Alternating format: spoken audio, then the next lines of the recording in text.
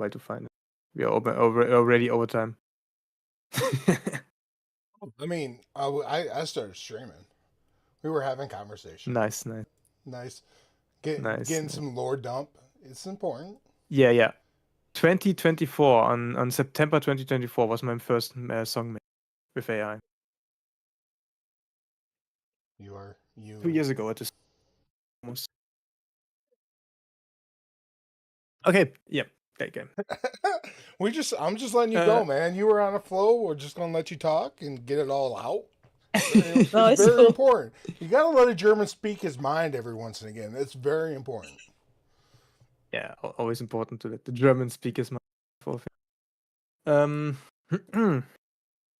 Yeah, I made the Lily character on February 24th. Grok helped me help create the design, and I'm not that new to this. yeah, I have not been doing this for very long. I've been thinking about it for a But long time, but I started February 24th. I played around with this on another server, and they were like one guy that was like, "You made this with AI," and then there was another guy who was like, "Oh, this is fun. Can you do it with me?" And then we went in voice chat and we did it together. And it was fun with him. I made like the memes they posted into songs, into different styles of songs. That was really fun. Yeah. But anyways, we want to talk about anime here, I've heard. Oh no, it was the 21st I made Lily. The 24th was the first video that my Creamy Manjaro cover. Anyway. My name came from my Creamy Xbox 360 gamer tag. I was like, I'm bringing And your that. 2 credits? Yep, I'm bringing that back. Well, the name Lily Fernwild name. is a combination of role playing characters I've made in the past. Okay. Lots of hobbits I've played. Anyway, moving on. Or halflings. Halflings yeah, in D&D and actually, Pathfinder, yes.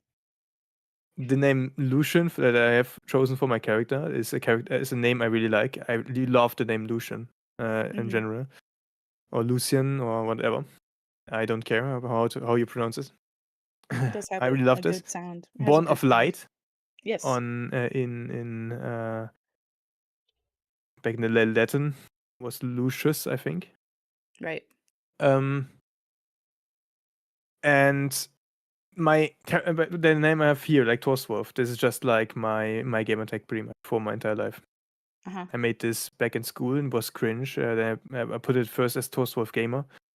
Then my brother was like, "No, that's cringe. Put the gamer away, and then it's okay." And since then, I'm Torstwolf. Nice. It all comes back to either board games or video games, one of the two. Yeah. Actually, Lucian is also a name I used to. I'm an avid elf player in in tabletop games. I don't play anything else than elf, half elf, or human. I've played a lot of different characters, but I keep coming back to halflings. Oh yeah, I play different characters, but they are all of the same race. Yeah. I have diversity I played a bunch of different fantasy races. I tend to, because I've been playing, tabletop RPGs and LARPs for 20 years now. So I played a lot of them, and I tend to do like a human character and then a different race and then a human character, and like I bounce back and forth. And a lot of my non-human characters tend to be, I played half elves, I've played dwarves, I've played halflings, I've played lots of things, but I keep coming back to halflings. I like playing the shorties. I am short in real life, especially compared to my friends. Most of my friends tower over me. Yeah, I always had fun with with humans and half elves and elves.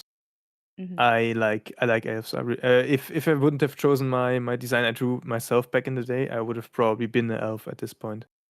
Yeah. And like this probably would have been my design. Yeah. Everybody can see how excited we are about season 2 of Windbreaker. We're currently stalling because the season is really short in terms of content. It is. Well, also, we already had to completely cheat. Yeah, we don't need to do our spoiler-free version again. Yeah. Actually, okay, we can make this spoiler-free version. Yeah, Let us yeah. start with the only thing that this season has that this changed pretty much on the season, and this is female messaging. Yeah. Yeah. It's the same female messaging. Actually, I think it's a little bit harder, but yeah, it's kind of lost kind of the light that I really liked in season 1. It's definitely dimmer in my point of view, but Art and animation is the style interesting. Well, I could make all of this actually with Seedance too. I have realized. Oh. Now, if you look at this, like if you look at what I made with the little fight scenes I had with Seedance 2, and then if you look at the fights and stuff they had, sometimes it looked like you could just make it with Seedance 2, actually, which is awesome, in my opinion, because that means our dream of making an anime ourselves is closer than ever. Well, and when did this come out? It came out in like 2024, right? This is 2025, it's really season new. 2, yeah. Yeah. Okay, yeah, and it's crazy that already AI can do animation. Maybe they did it with AI as well. That's true. I have heard that a lot of anime studios do use some AI. Yeah, because They'll the bookworm, the reincarnated is what is it? I can't remember what it's called. It's something bookworm, and they ended up doing their opening, and it was all AI generated, and there was a backlash against it, so they had to redo it. But it looks like all they really did was put a different filter on it. Yeah, Ascendance of a Bookworm. I do like that show. It's a good isekai. I wouldn't have done anything other than this. Just putting a filter on. Not gonna lie. What differentiates I mean, if you can't tell a difference between AI and hand drawn, then who cares? Just use AI. You know what's funny actually? I've realized the AIMVs actually really fitting. As someone else pointed out before me, there was like it's like reminds me of the MVs back in the day that people did with like other content. And actually, if you think AI is like the stolen content stuff, even then, if you look at it how we do it with our AI MVs, it is pretty much art if you see the MVs they did back in the day, the editing as art. Because we take things and put them together in a new context. Correct. Yes. And I made fan vids. I never did an anime fan vid back in the day, but I made fan vids for live action shows I liked. And yeah, it's the same thing. It's about taking pieces that other people created, putting them with a different piece someone else made, and recontextualizing it and showing like a different story or a different take on it or a particular mood. Like that's what they all are.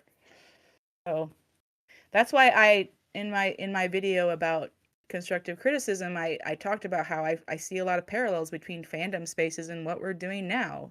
It's about like, obviously we're all using our own OCs, our original characters. But OCs do not. Yeah, original. In fandom spaces, OC stands for original character, as opposed to a character that comes from the show. Oh yeah, I'm sure that's everyone on the internet knows what that means, but which is funny because I actually heard like someone on the creator side sense of a writer being like, guys, why do you call that like that? It's in technical terms. I write, like a writer of Harry Potter, J.K. Rowling. All the characters in Harry Potter are her OCs. Correct. Like it's just your character. Yeah. Why make it a special term for this? It's just like, if you read fan fiction maybe, but otherwise, if you just make a character in its own context, like most of the furry fandom, for example, and in the furry fandom they also call it OCs, probably from this from this fan fiction version of communities. They just took it from there, but actually, in actuality, the furries when they make their characters, that's just original character. It's just like every other writer that makes a character. They wouldn't have need to add this. That's my original character. Yeah. It's like when Tolkien wrote his characters. It's the same way. It's like they made a character. Cool. Yeah.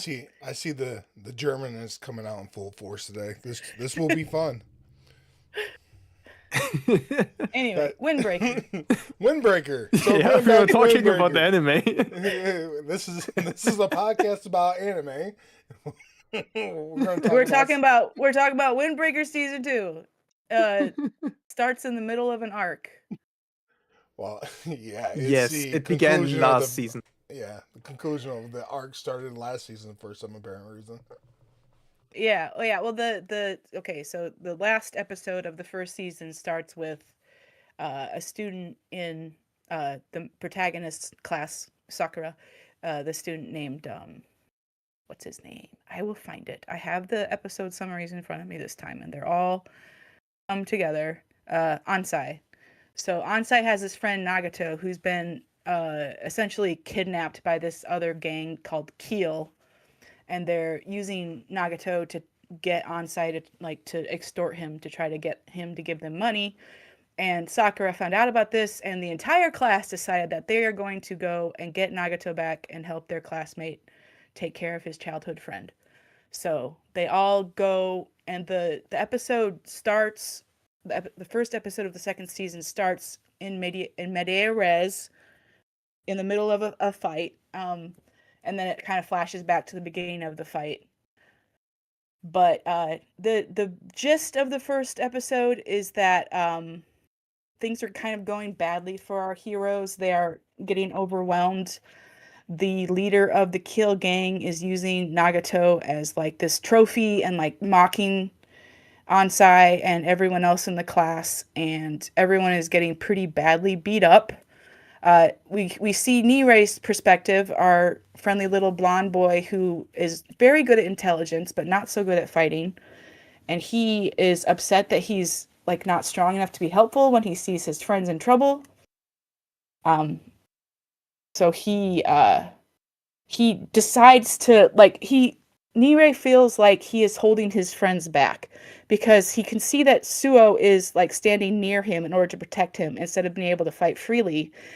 And he decides that he's got to fight on his own, and so he jumps into the fray, and he ends up getting like knocked basically unconscious, and makes everything just a little bit worse. But that is part of Nirei's character arc, is like wanting to help, not being able to, feeling beat up, and then later learning how to fight better. But toward the end of the episode, some of the second years from Fearing come. The second grade captain Kaji and his two underlings, Kusumi and Enomoto, they arrive, and they help turn the tide. And they manage to beat Keel back. And Kaji is going to go fight Keel's leader, but Sakura tells him he wants to do it. And Kaji scolds Sakura. And then like Sakura he's been getting hysterical. Like he's wanting so hard to be a good grade captain and take care of his class. And he also had a moment at the beginning of the episode where he's like, I will fight all of them alone, like this entire warehouse full of bad guys. He's like, I'm gonna fight everyone. The rest of you just catch the stray balls, basically. And they're like, okay, you're so cool, you go for it. But then it doesn't work out. Like he can't do it alone. This is a continuing theme with Sakura, is wanting to do things alone and realizing that he can't. So anyway, Kaji punches Sakura to bring him back to reality, and Kaji tells him that his priority isn't beating up someone he's mad at. He should be, taking care of his class instead. But he understands how he feels, so he'll crush the leader for Sakura. And after that, Sakura kind of brings himself back to reality, and he tells Kaji to punch the leader 10 times, I believe, is what he says. Like, that's his line. Yeah, the Yeah. fight the fight itself. I mean, the animation in it is pretty well done. The split the team up and make them fight individually is kind of something that's interesting in the dynamic of Sakura seeing all his comrades falling, and he's kind of going back to season one where he says, "Why am I protecting people? It makes me weaker." And then you see him like freeze like a fish in like a fish out of water because he don't know exactly what to do because he's conflicted. Like there's so many people falling, and he's overwhelmed and he don't know what to do. And it's pretty well displayed here as with the animations. So it's not a bad little episode. The introduction of the second years is going to lead up to to my favorite episode into the season. So all in all, I enjoyed the episode for what it was. Yeah, it's a good, like, kind of a middle of a fight. Like, the fight kind of spans over a few episodes, and this one is kind of like the middle part of it. It's great animation. It's great, like, character development. I love it when anime, like, not only is there action, but there's also characters are learning or growing or even regressing, like Sakura does for a moment. Like, that is part of character development too, because, like, it's not always a straight line from being weak to being strong, or from being alone to being good at taking care of people. Like, there's going to be back steps along the way. So, yeah. Yeah. This episode was certainly a fight.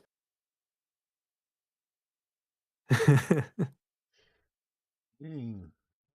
Yeah. Yeah. I like the one after that more. Like at least once the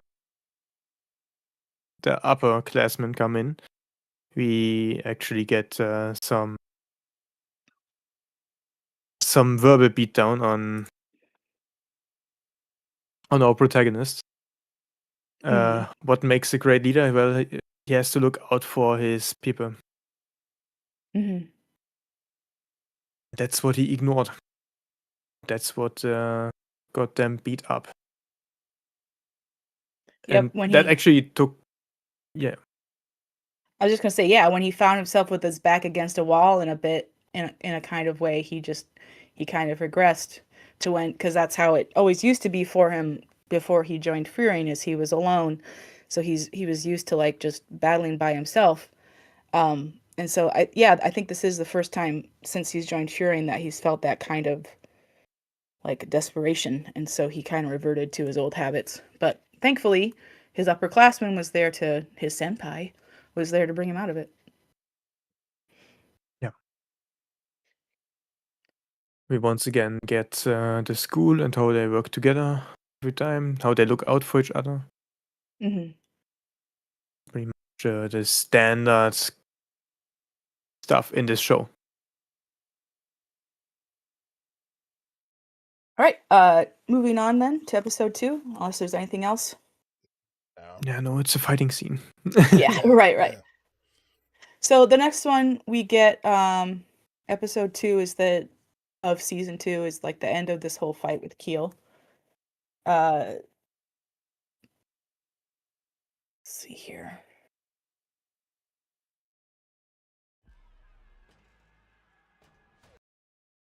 Yeah. So yeah, once Sakura is able to, like, catch hold of himself, he's much better at fighting.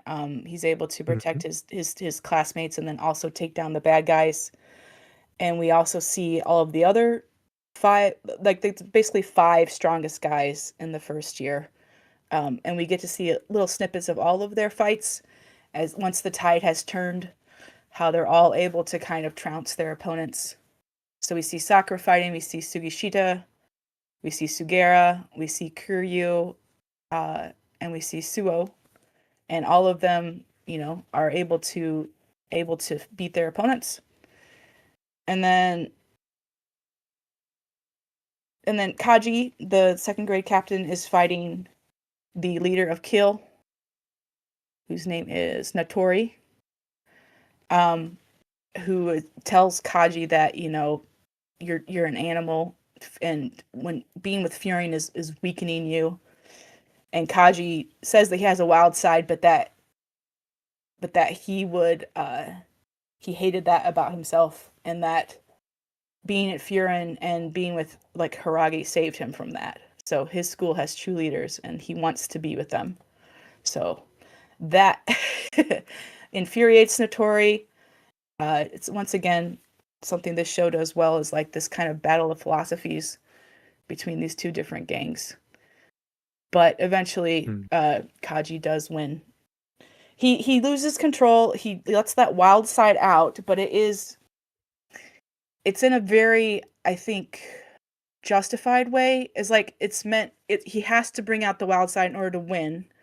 But the reason he wants to win is to like protect his classmates, to protect his kohai, his first years, and it is once again this battle of philosophies where because Kaji has something to protect, and Notori is basically fighting for money. That's what Keel is all about. Is about making money.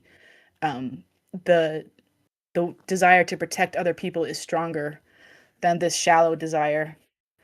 And then at the end, all of the Keel guys are on the ground, and Anzai and Nagato are able to meet again and reconcile. And I think we also in this episode see Suo, I think, carries Nirei out and sets him on the wall so he can kind of recover from being absolutely thrashed. Mhm. Yes, he does. Yeah. Get Suo and Nirei have a neat kind of mentor-mentee relationship later in the season, so that's kind of setting that up. Yeah. Yeah. There's a lot of good stuff in here.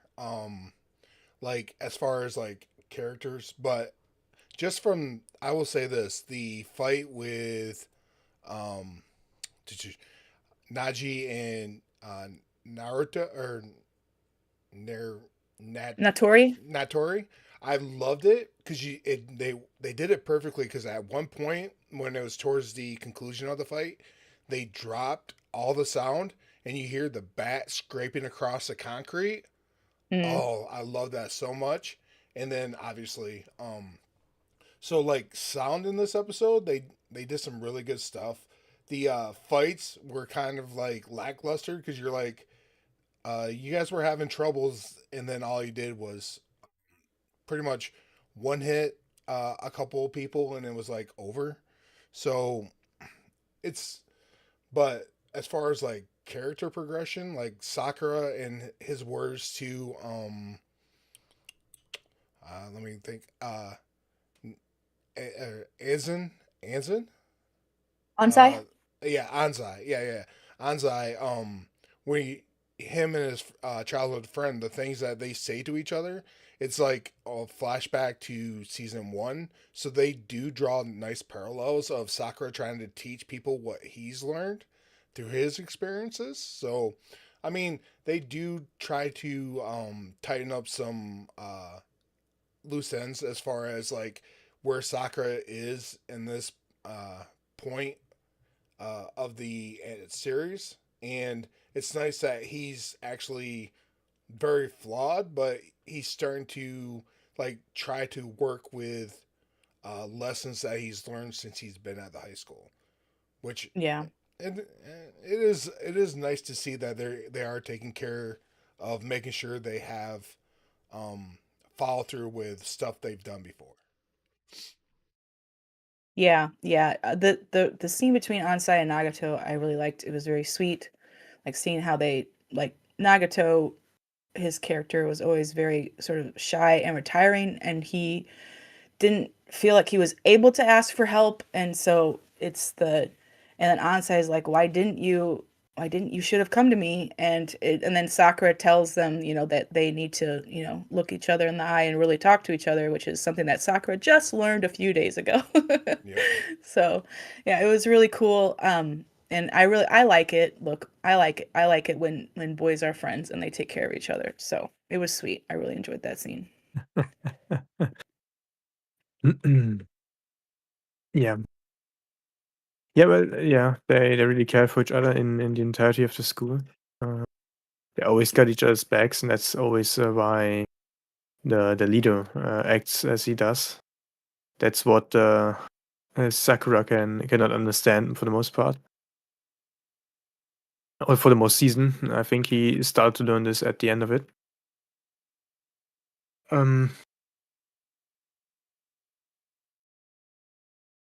Yeah. Also, once again, in the fight, we see that weapons are once again useless. Mm. They do literally nothing. Uh, if you have a weapon, your weapon will be kicked and broken, or you just lose Right. it. I think there was a point was attempted in that Keel was willing to use weapons like sticks, and they were willing to gang up on like 3-on-1s, that sort of thing, while the Bofurine guys were trying to be a little more honorable. But in the end, it didn't matter. The good guys still won. Typical shoujo I trope. Yep. Yeah, I bet actually that the Furin guys more or less follow some samurai code, some Bushido.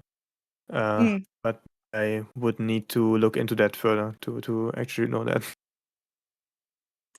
I'm I know pretty a sure little this. bit. I know a little bit about Bushido because I played Legend of the Five Rings. That's all I know Hey. Bushido from. Anyway, moving on. All right, so Yeah. episode 3, it starts with a flashback of Nagato explaining how he ended up joining Kill. Is pretty gross what they did to him. Like he was walking home, he saw a kid being bullied, and he decided to step in because his friend Ansai had saved him in the past from being bullied, and so he wanted to be a hero too. He wanted to emulate his friend and be a good guy. But he wasn't strong enough to defeat the bullies, so he ended up basically taking a beating in the child's place, which is still noble. It's like I still think that's noble. It's just sad that he couldn't beat them. But then Notori, the leader of Keel, arrived and came in and knocked out all the bad guys basically. So he and then he's like, "Oh, you should come and join me. Like you can be a part of my team and you can be stronger and like you can learn how to fight and beat up bad guys too." And like offering this deceptive hand of friendship.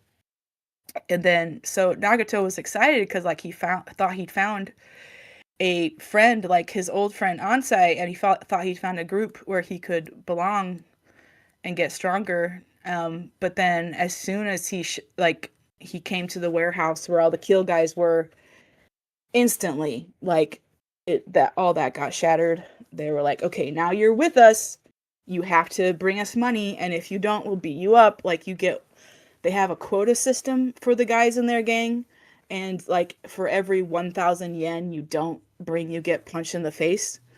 And on the first time Nagato was there, like there was this guy who was like, please, I want to leave, and they're like, no, you can't. Like they were like forcing people to stay in the gang even if they wanted to leave. So pretty gross, pretty nasty. And also, I don't think unrealistic at all. I do think there are gangs that operate in this way. Like they find lonely kids or kind of outsider kids and like offer them essentially like a home. Like it's like here's a found family for you, and then it turns out to be like just incredibly abusive and kind of a like just using them as like factory workers for crime, kind of like just nasty stuff. So Nagato got trapped, and he felt like he couldn't ask for help because he like felt like he had to do it all on his own, and his debt to these nasty guys kept growing, and he just couldn't get out.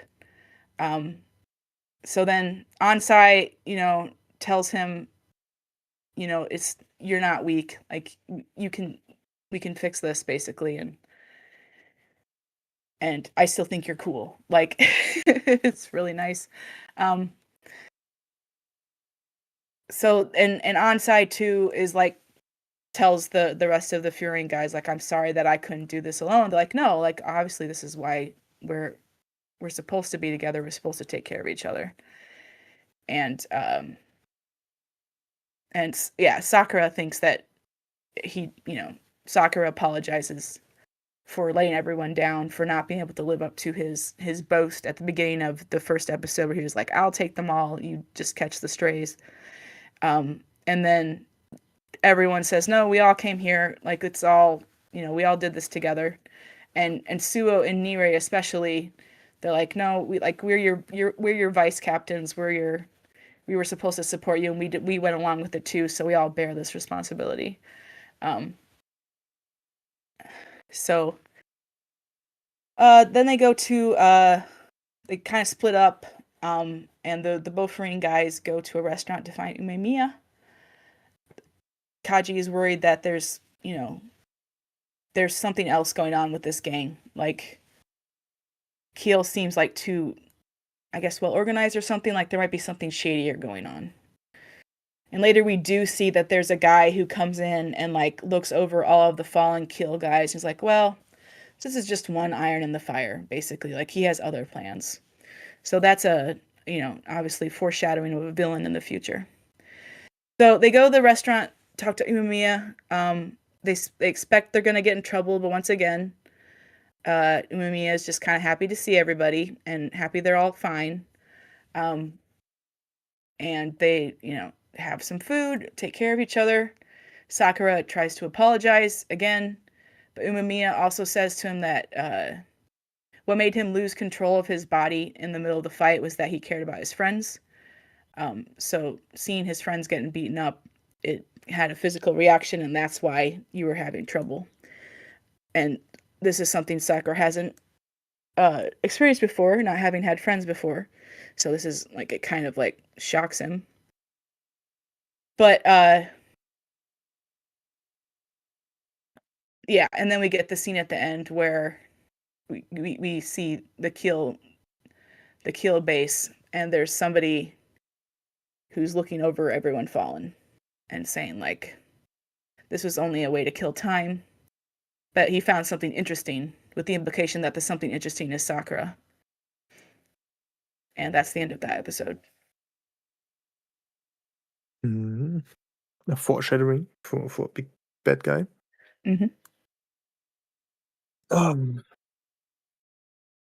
Yes, exactly. We once again get Sakura being the good boy he is, in the sense that he stands in for the values of the Furin without even trying to uphold these values. That's why he's so liked by Umemiya. Next to the fact that he is strong. Yeah. We get the first steps for him to be integrated into the unit of the class, actually, and to open up to them, friends with them. Yeah, I like as they're walking back, Sakura's really having conflicts because he thinks that he's let everybody down because he didn't take out the boss like he boasted, that people that he really cared about were injured, and like he couldn't just get out of his own head in order to help people.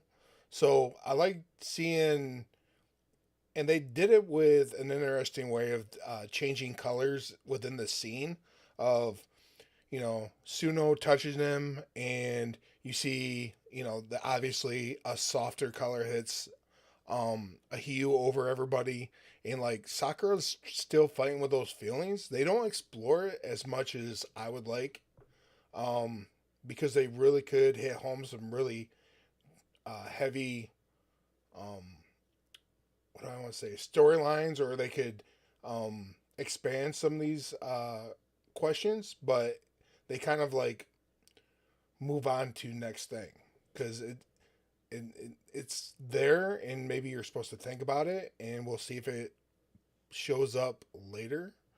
Um, but yeah, all in all, I mean, there's some weight here, but not much. Kind of all part of the continuing development. But yeah, it's not lingered on too much. Yep.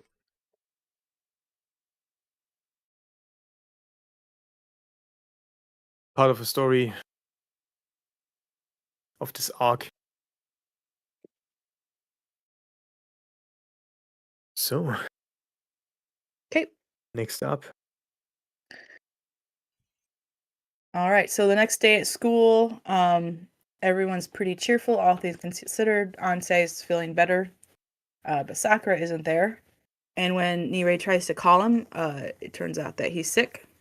So after class, he and Suo go to Sakura's house to give him, like, bring him some food and some water and stuff. But when they get there, it very off-putting. It's not a family home. It's like a very rundown tenement that has only like single apartments, like basically very tiny studio apartments, we would call them in America. But these are like even smaller than I think most American studio apartments. It's like a room with a semi-detached kitchen and a bathroom, and like that's it. And the doors open when they get there. uh, so when they go in and it's really dark, and but then uh Sakura like heard them coming, and he shows up and like, what are you doing here? And then he falls on the wall because he's actually kind of like very sick, like dizzy. So they get him back to bed, and he tells him he doesn't need any help because he's done this before and he can do it again. So they they have like 2 grocery bags kind of full of like instant food and water bottles and tea and stuff, and they just kind of Nire seems like he wants to stay, but Suo, being better at kind of reading the room, just says, okay, we'll leave. And then on the way out, Suo explains to Nire that they can come again later and that they shouldn't overwhelm Sakura. He's never had friends and has lived alone for a while, so he doesn't know how to count on people. So, but Nire can't accept that. He wants to do more. But thankfully, they run into somebody else who can do more. Best girl. Best girl. Yeah. Yeah, Kotoha. So Sakura is kind of having like if you've seen Avatar: The Last Airbender, like where Zuko has a fever because he his morality is being challenged, and he's like his whole worldview is being thrown out of whack. It's a little bit of what's happening to Sakura here, is that he is sick. Like, it's not psychosomatic, but it's also like he's having a rough time because of like these feelings and these emotions that he's having, and trying to sort everything out and change the way he thinks about the world. Um, and because like the fact that his body can be affected by other people being injured is very worrisome to him, like terrifying almost, because his body has been all that he's been able to depend on for a lot of his life. Like we don't know exactly what his backstory is, but apparently he doesn't have parents, he doesn't have foster parents, he doesn't have siblings, he doesn't have friends, or even teachers apparently who cared for him. So, and he was bullied a lot and picked on a lot, and all he could do was fight back. So he got very good at it, but not being able to depend on his body is freaky, very freaky. So, but while he's still like trying to figure this out, Kotoha shows up. She made him some rice porridge, and talks to him, kind of gives him some comfort in both like physically and emotionally, and tells him, you have to rely on people, you can't do everything alone. And so it's a very nice scene. It really helps him out a lot. And I do think it's true that it's better for him to hear that coming from Kotoha than it would have been from like Suo or Nire. I think he's already learned that he can trust her advice. He's had several good conversations with her in the first season already, and he's already been able to take a lot of her advice on board. Like when she told him, you never call anyone by their name. You should call them by their name and look them in the eye. And like she's given him a lot of perspective, and he's really starting to trust her. So he's able to do that. So the next day he feels better, and he goes and he wants to talk to Kaji, the second grade captain, because he feels like he can learn something from him. And Kaji is like, he doesn't want to do it. He's like, why are you coming to me for advice? I'm the worst person. Why would you ever ask me for advice on how to be a grade captain? But I think Sakura really sees himself in Kaji. So he's like, if anyone can explain it to me, it's someone who has been where I've been, and just pretty smart. So they go up to the roof to talk. And Kaji again says, you can't do everything alone. And Sakura's like, but saying you can't do everything alone is that's admitting you're weak. And Kaji says, but like things don't work like that. If you can't do something, you still won't be able to, no matter how much you convince yourself that you can. So you shouldn't avoid trying to show that you're upset or scared, because people can see that. Sakura is very bad at hiding his emotions. They're always right up on his sleeve or on his face. He's a very blushy, blushy boy. So, and he fears being rejected, but everyone has already accepted him. The entire school.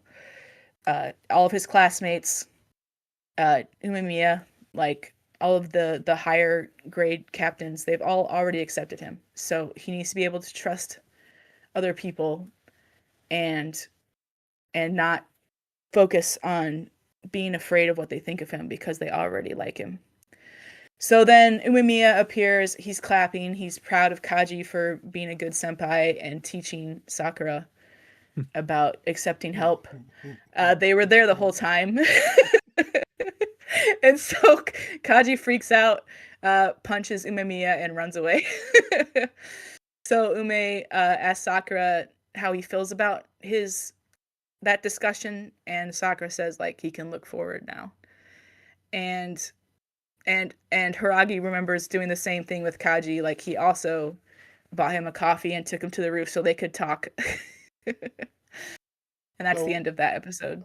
So how do you guys feel about the analogy that they use there, where they went and bought the coffee, put the label on it saying it's green tea, and then he goes, "Well, Yep. it's green tea because it says it's green tea, but there's coffee inside of it. Like you just because there's a label on something doesn't change the person or change what's Yeah. inside the container." So I wanted to feel how you Hey. guys felt about that analogy. I Yeah, love the thing about it. You liked it? Mhm. Yeah. Yeah, I thought it was very simple, but it was something that, a high school boy can understand, and anyone watching the show can understand. So it certainly it worked. Now, do you think it's kind of a meta thing too? Because let's say, I say Torstwolf is A, B, C, and D. Just because I have the perception of him, does that make him who he is? Do you think that's kind of Yes, another way to you look at it too? can also say that this is actually about observable reality. You could also make the statement Torstwolf is a woman. True, but it doesn't. There's a lot of that going around. Before we get into that, but I'm just saying, like, it's almost saying like it doesn't matter what labels. I think it's almost Yeah, of like course. kind of reflecting on his It's upbringing. about Is it doesn't matter what kind of labels that people's put on you before. It doesn't change who you truly are inside, and you can't hide your emotions. So we know who you are. the thing is it does not it is useless to hide things like that, because your true nature will come out and people will see that at that I think, point. yeah, I think it also, I mean, if we're looking at Sakura, like when he was, younger, people put like the labels on him of like being a freak.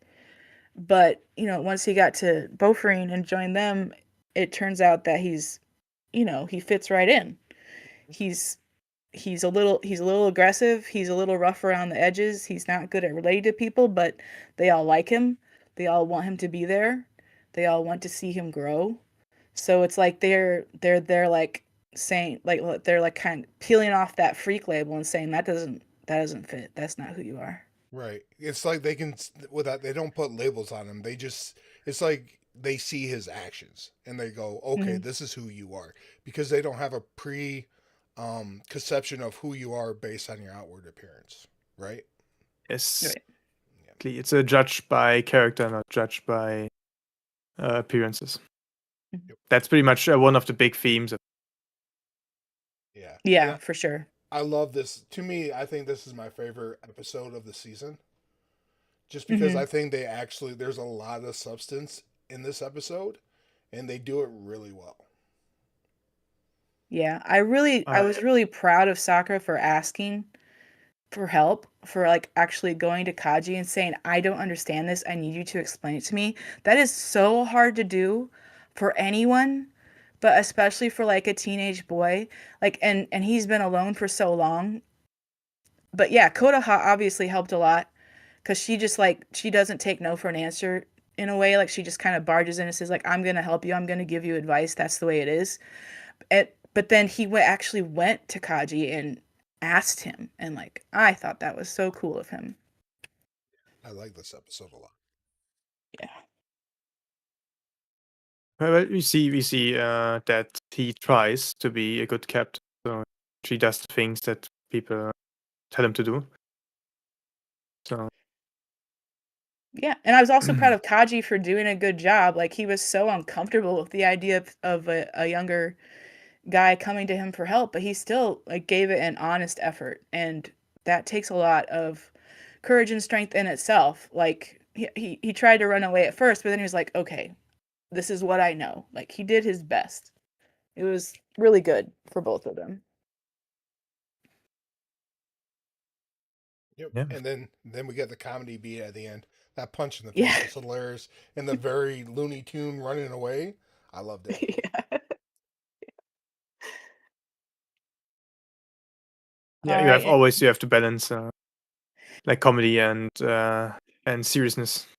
Yes. Yeah, and unlike some shows where, you know, you have a serious moment and then the show or the movie or whatever undercuts it with like a stupid joke or a quip or something, like this didn't feel like an undercut. It was just kind of, yeah, these boys are still boys and they'll be silly with each other and have like reactions like that. So it worked really well. Yep. And then All right. yeah, closing out, they let it linger a little bit longer. So even with the comedy beat, they do return to it and let it grow a little bit. So yep. Okay, Yep. I'm done. I'm done glazing this episode. Like I said, I really enjoyed episode 4 a lot. Yeah. All right. If that's it, then we're going to move on to episode 5 of season 2. So this one starts with a callback. At the beginning of the first episode of the first season, we see Sakura's dream in like this black and white kind of chalk on chalkboard, sketchy kind of reality where he's having a dream that he's walking on a tightrope and people are yelling at him and mocking him. And if he falls, there's nothing to catch him and he'll just perish. So episode 5 opens with the same dream of Sakura walking on a tightrope. But this time he jumps off and there is like, we don't see him being caught, but he does it so confidently that you know that there's people down there to catch him and he doesn't have to walk this tightrope anymore. So very cool moment of Sakura accepting that he's not alone anymore and beginning to trust that people will help him and will catch him. Yeah, It's well, what's interesting about the visuals here?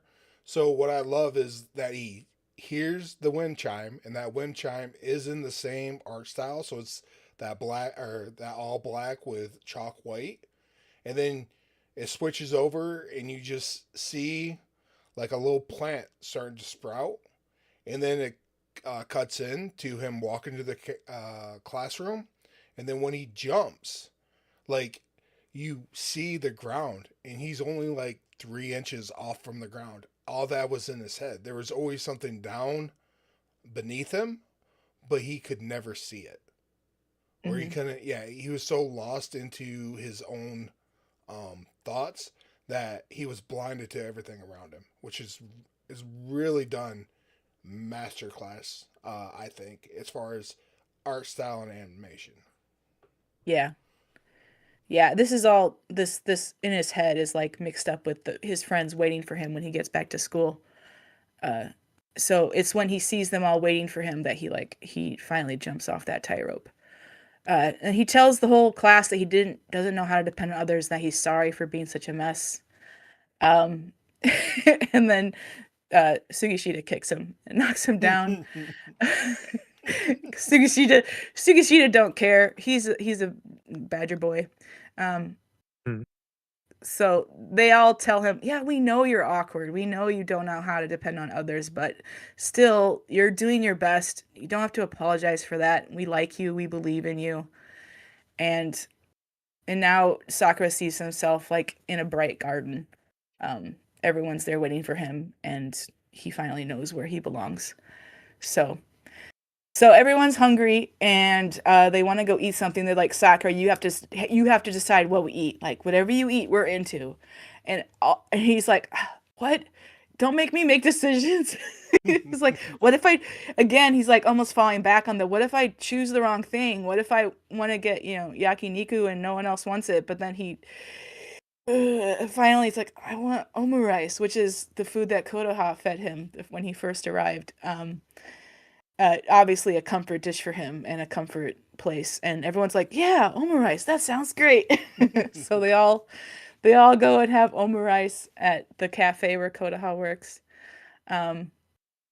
And then they're all talking and chatting and just being boys, like finally like trying to get to know each other, talking about their fears, talking about things they don't like phobias and all that kind of stuff.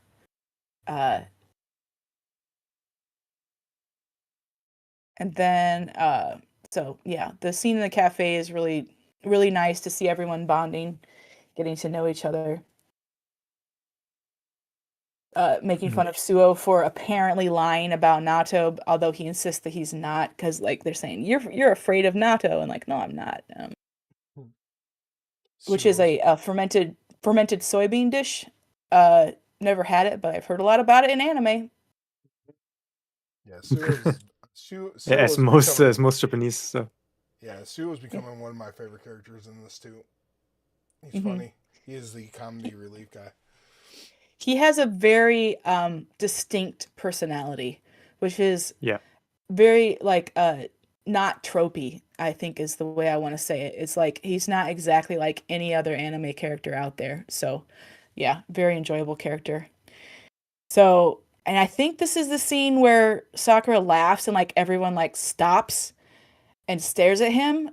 Like, do that again, kind of, because they'd never heard him laugh before. That was a sweet moment.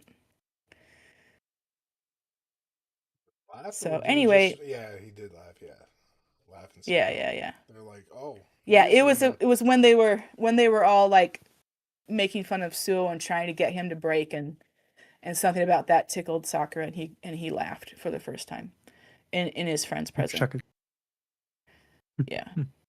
So then the rest of the episode is this meeting on the roof where everyone gets all to, like Umemiya calls another kind of meeting of all the captains so they can praise his garden, which is very important to him. And then also so they can just like kind of keep in touch with each other, and they eat and they drink.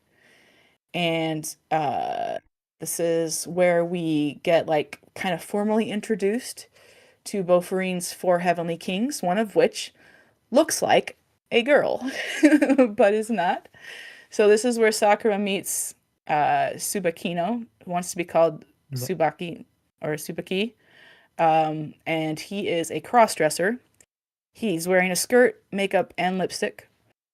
Sakura's very confused, but Tsubaki makes it very clear that he is a man, he is a guy, he just likes to wear pretty things because it makes him happy. And Sakura is like, doesn't really get it, but he's like, okay, you do you. Like, is kind of his attitude. and Tsubaki's really delighted by that. He's very classical liberal. Yeah. Yes. Yes. And Tsubaki's like, oh, you're such a sweetheart, basically. Like, yeah. So they all get along really well. They're all eating food together. Tsubaki makes it clear that he has a crush on Ume, but he's not expecting to be requited or anything like that. It's just how he feels. And Sakura blushes so hard that his entire face turns tomato. He always, and this is where, I mean, we've seen him blushing before, but it's really bright this time because it's about like romance.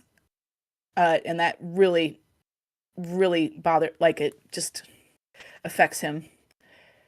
So, and that's basically the end of that episode. Yeah. So, which is funny once again. All characters that fight are male. Yes. Yes. Yeah, I And we really, get really appreciate that.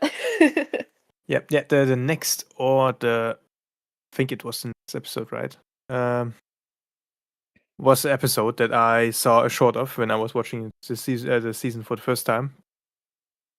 Not a year ago, but like quite some time ago. Actually, maybe it was a year ago, 2025, when it was airing, and I saw someone make a short where he claimed that this character and their episode is like really the perfect way how to represent trans people, which I think is funny because this showed us the exact opposite of that. Right. I previously, today for me, it was yesterday for you guys in the USA. I talked on Keenstream about that media and how you look at it changes how you see what is said, and which philosophical lens you take decides what you get out of it. That's why it's important to have multiple different lenses on things. That's why it's so fun that we have here three people with different experiences, philosophies, and stuff like that. Mm. And this one shows it like perfectly. This one character shows it perfectly. He makes sure I'm a guy. We are all guys to school, Right. and people still see them as a trans icon. Yeah. And No, we got it's right before that the episode where people say it doesn't matter what label you put on it. It is just still right. the same. Right. Mhm. Right. Exactly. Exactly. No, I think this is my attitude too, is that cross-dressing is based actually. Like, it's so much better if you are a guy who likes pretty things, just like pretty things. It's okay. You can wear makeup, you can wear a dress, you can like earrings and stuff, and there's no need to change anything about your Yeah. body. Like, you can We I get so afraid for anyone who is likes to cross dress. Like, I don't want them to get sucked in yeah. to the trans Things ideology. Yeah. we live in a post-punk society, guys. Yeah. You know how punk and goth and how they always put on makeup. We got like on the right. There's just this man who makes content, Jake Monroe, I think is his name. He Yes. is like full on goth. We I really like his completely content. makes up. Yeah, puts on makeup on his face. Right. He's a man. He's a manly man. Everything's fine. I don't care. No, I enjoy his Back in the videos. days, Yeah. Green Day, all of them had like this eyeliner Right? or what, or eyeshadow. I think it was. Yeah, it's cool. Nobody cares. Nobody ever cared. I The remember in gender the is early not. It's a little part of what makes your entire person. It should correct. not be your front and center, and this is all that decides your personality. And it's also what the Right. anime says. It's just a part. Absolutely. Yeah, I remember in the MySpace days, like in the early days of the internet, there'd be a lot of photos like circulating around where there'd be a couple and you could not tell which was the boy and which was the girl because they were both dressed almost identically and like they had like the same length of hair and the same like eyeshadow and like even a little touch of lipstick sometimes. It's like these are straight couples, but if you did not know which was which, like there'd be like it was just funny. Like that was such a trend for such a long time. And it was totally like obviously there were certain segments of the population that didn't care for that style and it was like, why are you doing this? But it was totally fine. Like they were having a good time living in their little subculture and there was nothing wrong with it. So, yeah, I really appreciate that this character is a guy. It seems to be actually happy to be a guy. Like there's nothing he's not upset Yeah, about it. He's not he does not care. dysphoric. He just Yeah, likes pretty things. And we do see in the exactly. next few episodes, we'll see how he was able to kind of accept that about himself. It was not easy. He definitely struggled. But at the point where we meet him, he is happy. Like he is surrounded by friends. Everyone there accepts him. He's wearing makeup and a skirt and just having a good time. So, yeah, it's really Yeah, nice to have a character like that who is just so confident in who they are. Yeah, a lot of this show is about identity and about being content with who you are, no matter who that might be. Yeah, there's actually a really good interaction between Sakura and him because he's like, "Oh, I thought, originally, I thought what was it?" He was like, "Oh, I didn't know this was all boys' school because the way she was dressed because he only caught a glimpse of her or him, and he then she's talking to him. She goes, "I know you're gonna say boys shouldn't dress like that," and he goes, "No, I mean, the outfit's not bad. I wouldn't tell you how to, live your life." And obviously, he ends up gushing all over him because that's just being accepted of their outward appearance. Like you don't have to, you know, classify anybody as that. You can just accept the person who's inside of it because he knows that if they're part of this this group, this family, that they're a good person within. So it's very interesting as far as that exchange between those two for the first time. So anyways, this season I think fixes a lot of the problems we had in the previous season in terms of modern writing. Um, because this one gives values again that are actually more or less what we had like in the 90s here in the West, Mm. where nobody really cared, everyone could do what they wanted before making it into group-sized problems. To be like the Timo, a cosmic otaku again. After like right after the 90s was like the moment where the left really hijacked this. Like yeah, they did it before. It was like long progress at the beginning with Gramsci, but like the 90s was the egalitarian peak in the West, where people really were like nobody cared, and Yeah. for the most part in the youth cultures and stuff. Yeah, there was no. And right There was, after that, sorry, because keep of going. that probably as well, people were like really open to completely new ideas and stuff. And that's probably also what led to the making big wokeism. Back in the days, was social justice warrior. Was first of laughed at by the people, like by the 90s people, kids. This was like, yeah, that's a joke. We are already beyond that. And then, well, they made it possible to make us into groups again based on things like in this show. We get the next episode, to be exact. We get it told that gender is just one part and you are made of many parts and it is not really important. And they made it so that it's really important suddenly again. Like what race you are is suddenly really important again. What religion you are is suddenly really important again. It's not the playful everyone can be what they wanted to be, what we had in the 90s. Like I said, you can disagree with that or you can agree with that. I personally No, I will not utter agree. my opinions because I am not allowed to in my country. But but like that's pretty much like the way in the 90s we had probably this society. That's what we get in this show. It's like a throwback for people. Yeah, I was a teenager in the 90s, and then a young adult in the early 2000s. And yeah, that was how it seemed to me too, is that like everyone just kind of accepted society the way it was. It was kind of funny when The Matrix came out in 1999 and they said like we set this Matrix in 1999, which was the height of your human civilization, right? And then people were making, oh, surely that's not the height. Looking back, it might have been. sadly, it might have been. Might have been, because then we got. Well, I don't. I mean, I could go on for ages, but I think it was Obama who. We could. It was Obama who broke the world. Anyway, moving on. Yeah, because in like the 90s and the early 2000s, there wasn't the victim complex, and then they figured out how to make people victims again, and then everybody wanted to be a victim, and I think it all kind of spiraled out from there. But that's just my opinion. Anyway, Yeah.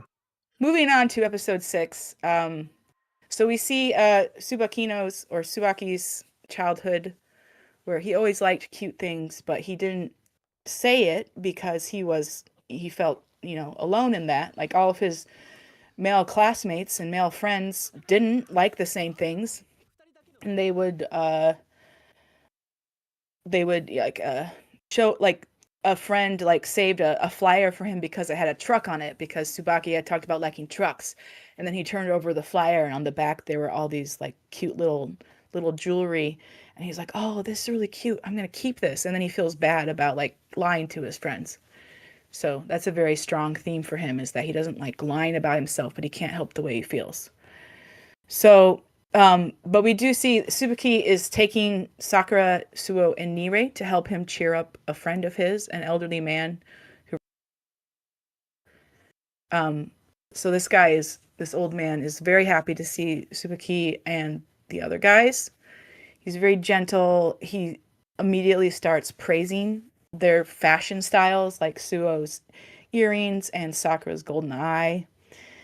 And then as they're like just helping him do little chores around his house, like fixing light bulbs, doing like finishing a job that he started and didn't complete. So Sakura, like he takes some dishes to go to the table and he makes a wrong turn and he finds a room full of dusty clothes that no one seems to wear. And then later, as they're talking, he finds that we learned that the old man and his wife love dressing up. And like all those clothes back there are like all these fashion clothes and accessories that they gathered over their lifetime, and they don't get used anymore. So while they're talking, it comes out that the old man just isn't sure if his wife loved him. It was an arranged marriage, and he always loved her, and he took up fashion as a way to get close to her because she loved pretty things, and but he just wasn't. She wasn't talkative. They weren't the kind of couple who talked about how they loved each other and were super affectionate and lovey-dovey, even though they spent all this time together and they had this hobby of fashion together. He just was now that she's gone, he isn't completely sure if she ever loved him, which is tragic. That's a really sad thing. And I know that is common in Japanese culture to just like not express, especially for older folks, to not express your romantic feelings super clearly. So, and yes, then we get Tsubaki's background here, where he couldn't tell his friends about what he liked. One day he found an earring on the ground, and it belonged to the old woman, Yui. And they're so delighted to meet him, and they invite him to their house. They try to give him treats, and Tsubaki's really attracted to them. They're so kind and gentle, and their fashion is lovely. He's really drawn to the pretty things they wear, and he feels like he can be a bit more like himself. And then one day when he went to visit them, he saw Yui applying lipstick. She noticed him looking, and so she said, well, would you like to try it on too? And so he did. And then the man came in and said, oh, you look very nice. And he just starts crying because he couldn't understand why he was so happy about putting on lipstick. And he's like, this is wrong. I shouldn't feel this way. I just want to be normal. But the problem with wanting to be normal is that you just can't change who you are. Like, I think all three of us on this podcast have expressed that we're pretty introverted and we've been shy in our childhoods and have trouble expressing ourselves. And so definitely, I think we've all felt that, where I wish I was more normal. I wish I could just go up to a stranger and start talking. I wish I could do this. I wish I could do that. But you can't just choose to be normal. Obviously, you can build skills. Like that's one, you can learn how to have conversations. You can learn how to make small talk. But how you feel is not really a skill. It's just kind of how it is. So then the elderly couple explains to young Tsubaki that, makeup, we've made it gendered in modern society, but high heels, for example, were actually invented for men to stand in stirrups so they could, fight better on the battlefield. And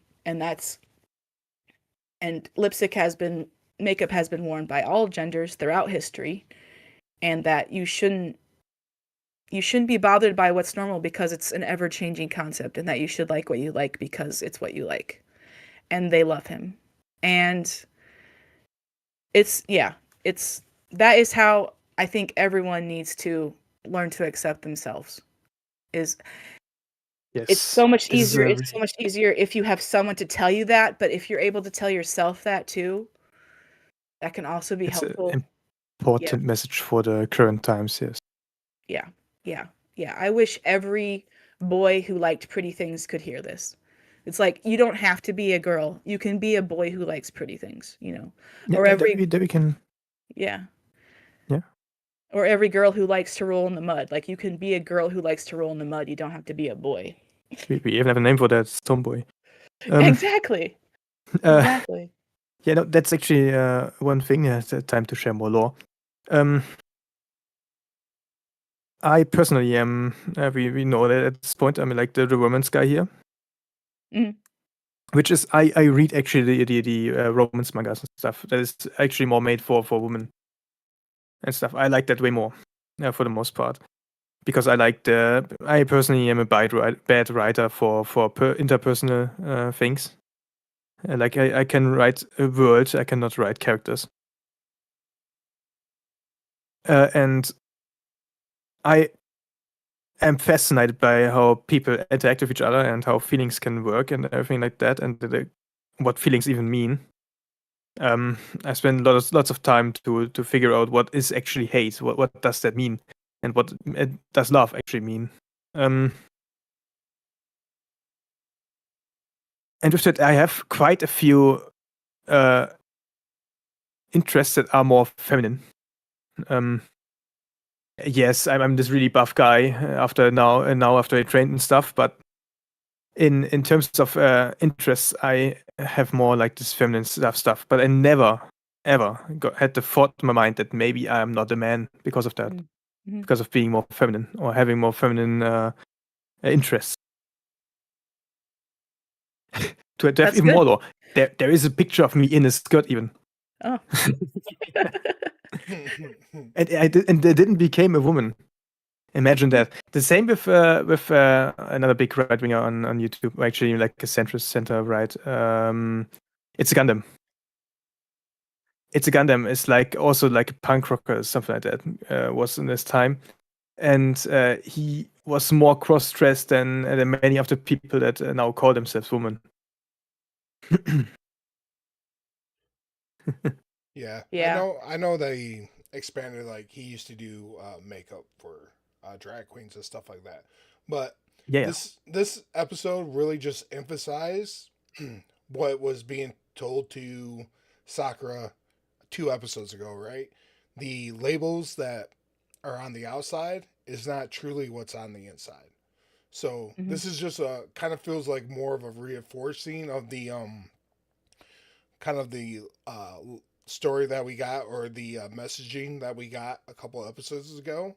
And yeah, I mean, it's a good episode. It felt like it kind of lingered some at some points. It felt like a long episode, but there's a Mm. lot of good substance in here just um from like interactions and the way people connect. It's very interesting because once again, this is something totally different than what Sakura had. This this person found somebody when they were fairly younger, and they helped him grow into what he's become. Where Sakura, once again, we know Sakura's been alone and um, jaded this whole entire time. So it's a nice clashing of different people. So I think this is kind of foreshadowing too about Sakura and the main story that they're going with. So all in all, this episode's a little long in the teeth, I think. It is a little slow. It's much more sort of, on the slice of life when we're used to having fighting all the Yeah. time. But I do think it's very sweet. And I haven't even finished the summary. We kind of paused in the middle, but Oh yeah. I'm sorry. yeah. No, you're good. You're good. So yeah. So after hearing all that, the 3 first years, Sakura, Nirei, and Suo, even more want to help this old guy. The next day they return, and and and Sakura gets beat red when he sees a photo of the couple smiling, and the others are like, "Oh, that's the romance alarm. Whenever Sakura gets tomato red, that means he senses romance." Um, and eventually they managed to convince the old guy through kind of clues. So there's a flowering dogwood in the tree in the garden, which symbolizes persistence and romance. And she asked for that to be planted. Like everything else it stood out to Suo. I think figured this out. Yeah, it was Suo, because he realized in this photo that Sakura blushed at. The two of them were standing in front of this flowering dogwood right after it had been planted. And so then Suo and apparently Yui didn't really like having photos taken as much as she enjoyed fashion and dressing up. It was more to please herself than to please others, I would say. So she didn't ask for photos. But in this one case, when they planted this dogwood that she requested, she wanted to take a photo. So it was very significant. And so Suo asked about it, and once the old man says, yeah, my wife wanted us to plant that, Suo, who somehow knows this flower symbolism, I guess, because Suo apparently has very eclectic interests. He He's tells a them, cultured man. yeah, he's a Renaissance boy. It symbolizes persistence and romance. And so to Suo, this was Yui saying, "You think I don't love you?" And so like her insistence on having this tree planted and having this picture taken was her way to show her husband that she loved him.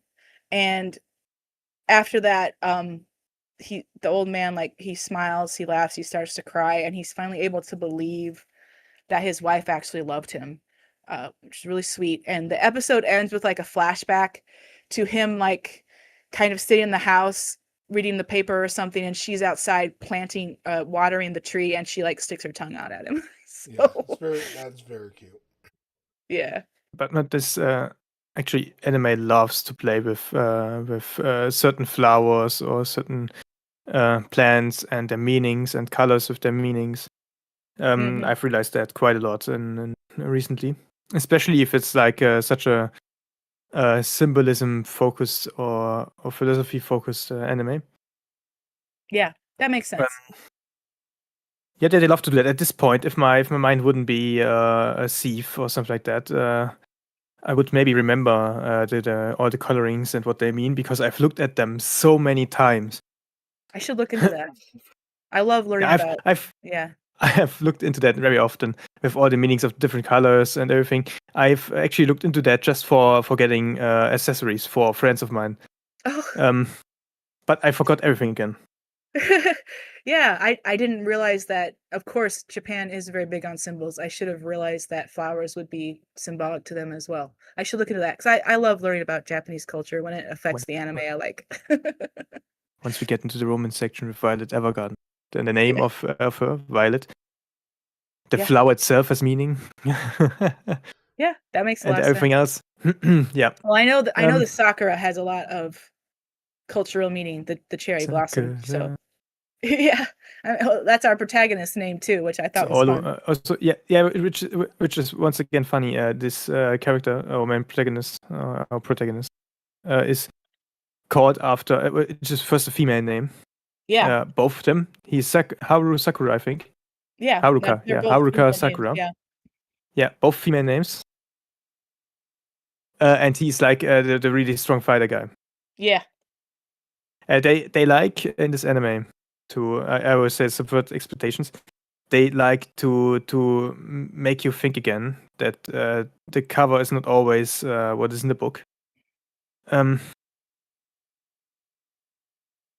Which for the most part they resolve with if you got to know the character, and then you can judge them correctly. You have to get to know. You can't look into someone's head. Well, you're supposed to punch them, then take them out to eat. Yeah. And then that's how I got my friends. Yeah. And our friendships hold until today, so there is something there. Yeah, and holding a good conversation with this, that is always a good way to find friends. Mm-hmm. I've learned when I was younger.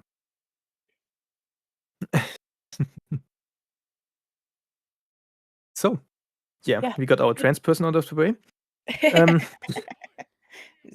good episode. I liked it for its it was definitely felt like a departure from the rest of the show in a way, but it also did build on themes that we've seen throughout, and also shows the character development and of Subaki. And so yeah, a good episode for sure. All right, so moving on to episode 7. This is where the next arc starts. So it starts with a girl in like kind of torn up clothes and like scrapes on her face, and she's running away from someone through the alleys of a city. Meanwhile, Suo, Nirei, and Sakura are walking through the city. They've been invited by Tsubaki to go out to a restaurant he knows. And they're talking about how it's going to be a really good restaurant because, Tsubaki is known for having really good taste. So they're expecting some really yummy food. This is a treat that Tsubaki wants to give them for helping the old man overcome his issues. So as they're walking, Sakura notices that Nirei has some bruises on his face and asks him about it. And Nirei makes a very, very obvious very obvious lie. I think he says he like fell down, ran into the wall or something. I don't even remember what the lie was. It was so obvious it doesn't even matter. All right, so they're following the directions that Tsubaki gave them, and then they realize that they're about to head into the red light district. Nice. So they're like, should we? But Sue is like, yes, this is where we're going. As they're walking through, obviously the scenery changes. There's a bunch of people trying to push like services on them, like come to my restaurant, come to this cafe, come to this or that. Really good prices. Look at our menu, like being very pushy, which is usually frowned upon in Japanese society, but in the red light district, everything is different. So while they are walking, this girl we saw at the beginning of the episode, like falls out of a window, or actually she jumps off of like a second floor and she falls right onto Sakura. They don't have time to even figure out what's going on when she starts running as they see some people chasing her. Well, so obviously being good-hearted shonen protagonists, the three of them completely understand that their job is to protect this girl who's running from a bunch of men. So obviously they start fighting these guys. So Sakura and Suo are the two strong fighters here. Obviously, Nirei stays behind to protect the girl. Sakura doesn't get it, but Suo tells him, it'll be fine. And Sakura decides to trust his vice captains. So we get a little flashback where a few days ago, Suo noticed that Nirei was acting weird and called on him to talk. And so Nirei tells him about how horrible he felt when they were fighting Kill and he wasn't useful at all. And so he feels like he's gonna lose his place if he can't keep up. So after seeing Sakura change and learn to depend on others, he decided that he would ask Suo for help to train him how to fight. So this is a good moment showing how Sakura can lead by example by having the courage to ask for help and then learn to change. He is also showing Nirei how to change too. So Suo's totally happy to help Nirei. And the first thing he teaches him is how to duck, basically. But so he tells Nirei very good advice, which is your first job in any fight is not to get hit, and your second job is to hit the other guy, right? So that is Suo's philosophy. We can see that whenever he fights, like he's very good at dodging, very good at getting behind his opponent, very good at avoiding being hit. So he's actually an excellent teacher for Nirei in this way, because this is what Nirei needs to learn, like immediately, is how to avoid being hit. So he teaches Nirei how to like duck down so the other guy will like trip over him, and then that'll give him more chances to defend himself and hit back. So then we flash forward to this fight scene where a man rushes at the girl who Nirei is trying to protect, and he does exactly what Suo showed him. He ducks down so the guy trips over him. But unfortunately there's more thugs that are already heading at him, but Nirei isn't alone, and Suo comes to his rescue. So both Suo and Sakura are glad that Nirei is able to defend himself at least a little bit. It is very helpful he can do that. So they managed to defeat the guys they were fighting. It was a small group, like I think 3 to 5 guys, maybe 5. So, and they managed to fight them off. So then they're about to ask the girl why she was running, and then another dude rushes in. He's wearing a nice suit. He's very different from the gangsters who were chasing her. But he leaps in. He sees the boys as a threat. He puts himself between the girl, whose name is Shizuka, and our 3 protagonists. And she tries to tell him, no, these guys are helping me, but he's totally like up in arms. He can't listen. So finally she slaps him to get his attention. So then we learn his name is Kanji, and he works at the restaurant where Shizuka works. And he's just like really, really protective of her. So he apologizes for misunderstanding. So a guy, one of the thugs they beat up, rises from unconsciousness, as you do in these kind of shows.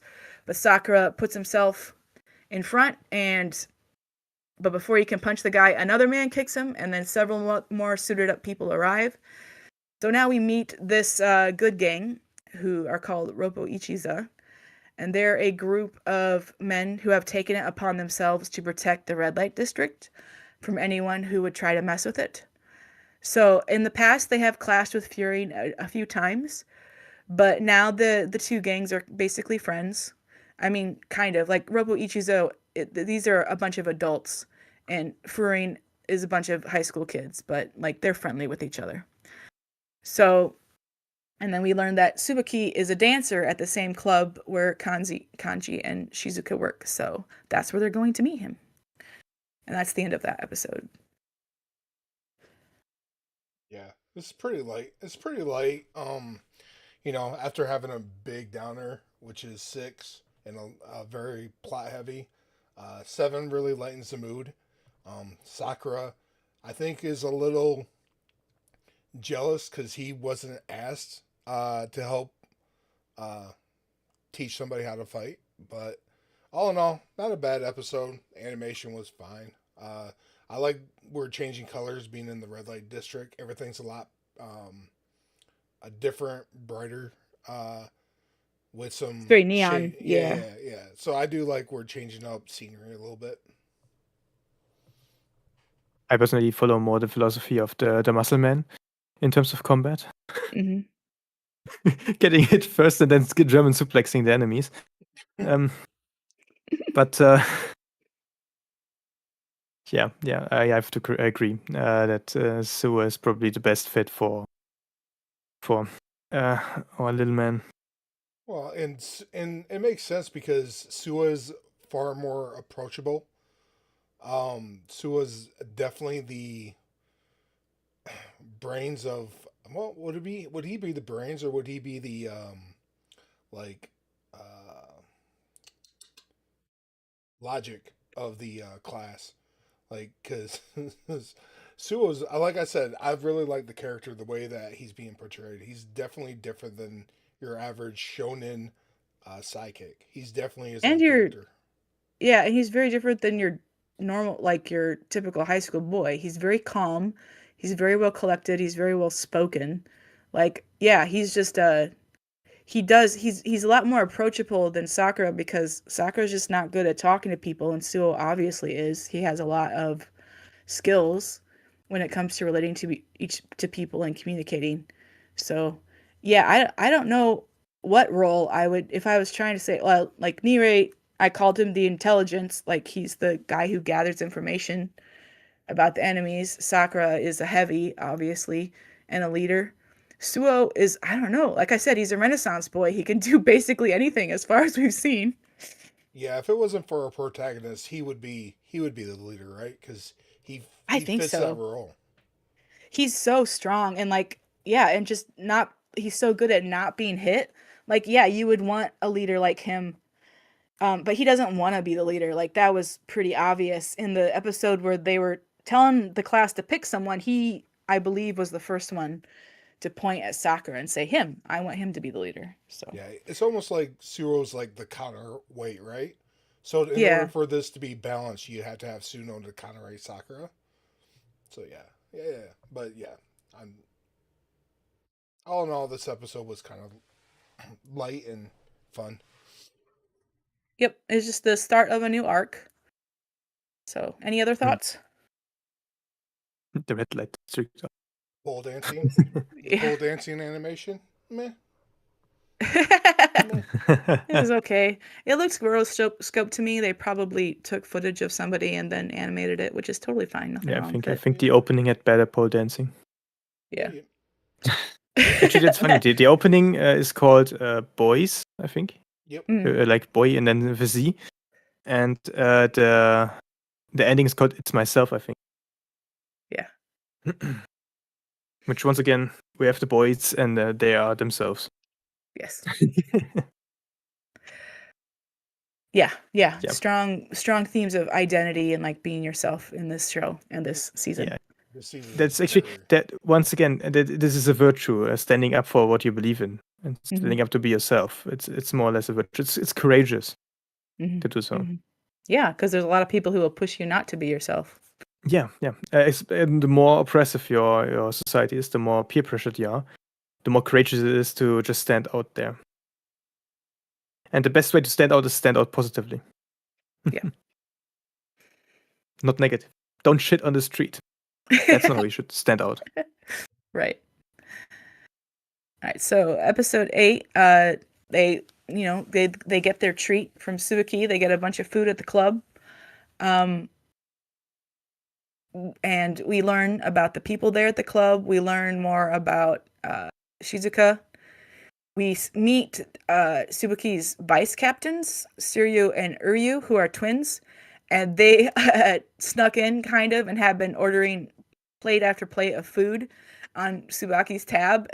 So he cuts them off. Yeah, there's some fun there. And Suzuki explains about how he fell in love with pole dancing. I think he said he watched like a video. It's probably on YouTube. But so then he learned how to do it, gradually got better, and he looked for some place where he could do it in person. And eventually he found this restaurant in a red light district. So so this club is like set up as a place where a lot of people are accepted. So another place like Furin. And Kanji shows up. I think he might be the manager of the club or something like that. He's definitely not just a bouncer. Like it's like when he first presents himself, it seems like that's what he's saying. But he is a manager. I think he's the one who accepted both Shizuka and Tsubaki to perform here. So, and Kanji tells the boys about, like, he thanks them for helping earlier, and he talks about Roppo Ichiza and their mission to protect the red light district. So then we see Shizuka sing. They call her like the angel of music. It's a very nice little scene, like just setting everything up. And then the guys who attacked her show up at the club, and they're not inside, but they're outside, causing trouble, like breaking things. Yeah. Once again, the theme of you every Second time you see an enemy, there will be a second time with them. You Right. always see someone twice in life, right? You beat up 5 of them, and then they come back with, well, I think this time it's like 100, but usually it's not quite that many.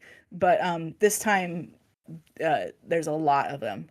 So Kanji goes out to fight. He doesn't tell Tsubaki because he doesn't want him to worry, because Tsubaki and Shizuka see each other like as like brother and sister. Like Tsubaki considers Shizuka like a little sister that he would do anything to protect. So he wants Tsubaki to stay inside the club and look after Shizuka. But our 3 boys, Sakura, Nirei, and Suo, decide to go with him because they're like, this is... He had earlier told them not to tell Tsubaki about this, and they agreed, although Tsubaki picked up that something had happened that they weren't telling him about, but he let it go. But at this point, like, the 3 of them say, like, this is our fight too, we fought them earlier. That's what they tell Kanji. They don't say that to Tsubaki. So then they go out with them. And so this time it's like a whole full-on brawl. Like, it seems like most of the people from Roppo Ichiza are here, and all of them are very strong fighters. And so they're quickly fighting these thugs that showed up. So our three high school kids don't have to really do anything. They can just kind of watch for a while. But then one of the guys demands that they bring out Shizuka. And Kanji just starts beating face. This is like his trigger. No one is allowed to mess with Shizuka. It's pretty obvious at this point that he's in love with her, and she's probably in love with him too. And the fight keeps going. Sakura joins in. The Roppo-Ichi's guys are impressed by how strong Sakura and Suo are. While it keeps going, Nirei wonders if there's anything he can do to help. He understands that he can't do what he did during the brawl against Kill. Like, he can't jump in and get himself beaten up, so he just stays back. And then it looks like all of the bad guys are about to be beaten up. It looks like it's almost over. And then all of a sudden, a new group arrives. They show absolutely zero concern for the knocked out guys. And there's, like I said, there's like 100 of them. Like, it's a mob that fills the entire street from side to side. They call themselves Gravel, and they're a team from the Tsunoba district, which is very poor, we learn. So many of the people there have unfortunately turned to crime in order to feed themselves. And the leader of Gravel says that they'll get paid if they take Shizuka, so they have to do it. Like, this is what they're doing. And I believe he says something like, we'll take this girl and then we'll get yakiniku, like food. Like, these guys just want food. So, but obviously, Roppo-Ichiza and Fury are not going to give this up. So, and then Kanji says something that surprises Sakura. He says he doesn't care if he loses the fight. No matter what happens, no one's going to touch the girl. And that's the end of that episode. Yeah. Gravel, the thing is, there are a few themes in this series in total, which is like, one is first of the growth of Sakura, learning to be a leader, what makes a leader. Another one is looking at people for who they are, for the content of their character. And another one is what you fight for. And we will see many people who fight for different things. Like, the first, we got the Lion's Den people, the Shinsen. Shishitorin. Yeah. Shishitorin. Yeah. They fought for being strong. Never lose, always be strong, pretty much. Then we got the Furin boys. They fight to protect their own. And now we got the Shippu guys of the red light district, the bodyguards, pretty much. They also fight for protecting something. Mm-hmm. And then we got now Gravel. They fight for food. They fight for survival. That's what their reasoning is, to fight. Yep, which is a pretty powerful reason. It is, but it is not as strong as love. True. Very true. It's not as strong as trying to protect something. Yes. No, it's. I mean, no, actually, you know how the strongest man in this world got to break a record of the strongman competition of I saw that 500 kilogram of weights. That's crazy. You know how he got there? Go ahead and say it. He made it not a life or death situation. He made it there is a child under a car situation. Like there's my child under that car. I need to lift that up. And that makes his body able to lift 500 kilograms, even if it hurts himself, his own body. Like, he starts bleeding out of his mouth, hurting bad. Mm-hmm. Just by pulling weight. Like, he has reached the limit of the human body with this. Yeah, his entire, like, all of the visible skin was red. Like, his blood had all risen to the surface in order to perform this superhuman feat. And I think I read also that afterward, like, he had a little bit of brain damage. Like, he was like, he couldn't remember things for a minute. He had some short-term memory loss. Like, that's crazy. Absolutely insane that he was able to do that just by thinking, I have to lift this car off my child. Like, that's nuts. But yeah, the power of love. Yeah, there is, like, once again, we talked about this last time as well. There is a reasoning why you don't fight mothers when they have a child around in the animal kingdom. because of course this is like a really good survival strategy. Right. Yeah. So if you have something to fight for, it is always better than having nothing to lose. Which in the end, next episode. Yep. Anything else on episode 8? 9 will get back into stuff. Yeah. Okay, so while all the fighting is going on, Subuki's trying to keep Shizuka entertained by like putting on costumes in the green room backstage, but she knows what's happening and she can't calm down. So eventually she says, "I need to go, to the bathroom." But of course, instead of doing that, she's gonna go outside and surrender to the mob to, in this idiotic attempt to not cause trouble. So she causes more trouble by trying not to cause trouble, which is a very common thing. I don't blame her, but yeah. Yeah. So it's just bad reasoning. And I'm sure some of it also was her own trauma, because like it's pretty clear that she came from a bad situation too, and she's not used to having people she can depend on. So she doesn't, and she's in love with Kanji, so she doesn't want him to be hurt for her sake. So but anyway, the fight is going on, and there's just so many of them that as hard as Robo Ichiza is fighting, they're just being worn down by sheer numbers. And there's so many of the gravel people lying around that it's like a blanket of bodies, but there's still enough of them fighting to like keep it going. And so they keep fighting. Sakura thought Kanji's speech was awesome, but it wasn't until now that he realized what it meant. Winning, even if they lose, means he'll see everyone in front of him getting knocked out. He's about to get beaten down, but Kanji beats the guy trying to sneak up on him. So, except now, like Kanji's like in a berserker rage, and he almost hits Sakura. But thankfully, everyone yells and like he stops before he actually hits him. So that, serves as a wake-up call, and he tells Sakura, Suo, and Nirei to get out of there and find a new safe hideout for Shizuka. If they stay there, it'll all be for nothing, because they have to protect Shizuka no matter what. So Sakura wants to stay, he wants to keep fighting, but Suo is like, we gotta go. But they don't go very far, because as they're leaving, Shizuka runs into them trying to leave. Like she's there to sacrifice herself to stop the fight. Nirei tries to block her and says he knows what it's like to feel unable to do anything for his friends. And although she understands, she's still like, too much in debt that to Kanji and the Red Light District as a whole. She feels like she has to trade her freedom for their safety. So we get a little bit of her backstory, like when she arrived at the Red Light District, desperate and alone, Kanji found her and gave her a place and a job. So, and it finally felt like, she could realize her dreams.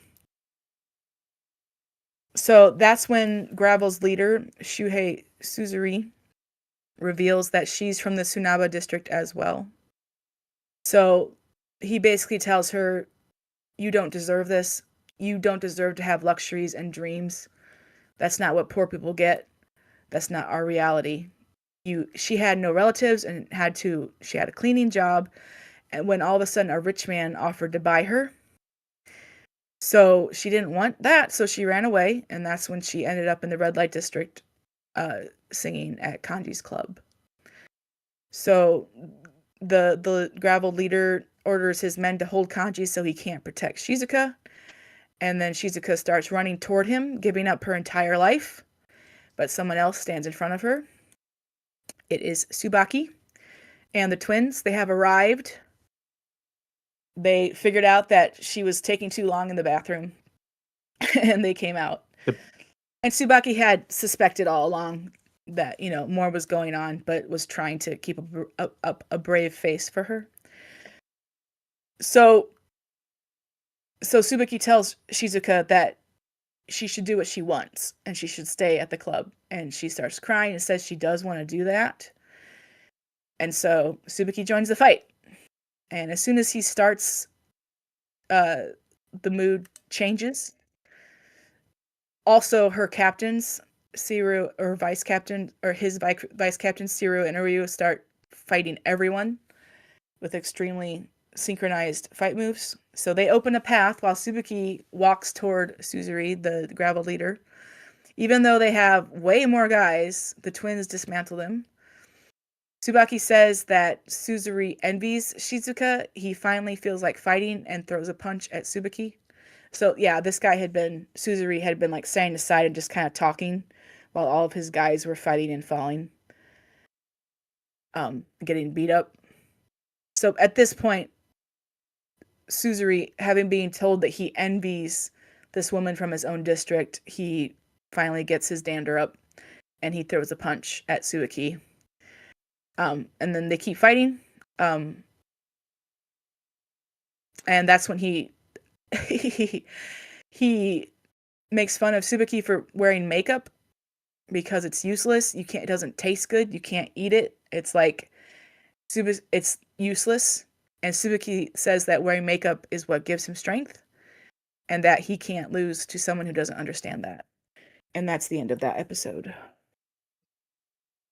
Yeah, I like how a woman comes to save all the men, and man tries to explain to woman, listen, we've been getting beat up on, and we've been cleaning these streets, and for you to be safe and happy, and if you do decide to go with them, everything we've done up till now is pointless, and that's just not that's you being selfish of not seeing what your friends are trying to do with you or do for you. And that's a really nice messaging that's very subtle in this. It's a and it makes you think a little bit like how much people are willing to sacrifice for you in order to ensure that you can continue to be move towards what you want to do. So once you have these bonds and connections with people, people will help you get to the places you want to go. Yeah, it's just really hard for Shizuka to accept that since, like Sakura, she's been alone for most of her life, and even perhaps, well, I won't say worse, but like just as bad circumstances, probably like this economically deprived area where everyone is hungry and scrabbling for scraps. So but I do appreciate that this show makes clear that it is the men's role to fight and the women are supposed to be protected. Like that is somewhat unusual in our media today. I think we've talked about that. It's like this is the way it should be, right? That men are supposed to protect women and women are supposed to allow themselves to be protected. So yeah, it is a good moment for sure. Yeah, and what's nice though is we don't have always a damsel in distress. We have, you know, uh, I'm going to butcher her name, Heneka, the girl that from the coffee shop. She shows like what a strong female character is. She sits there, understands, has conversations, and um, you know, don't tells you what to do, but points out maybe what you're blinded to. So there's a nice balance within the dynamic of males and females in this. Like there are no women that are just like a pointless a pawn that's just eye candy. It's like there's something that's going on and they fit a role.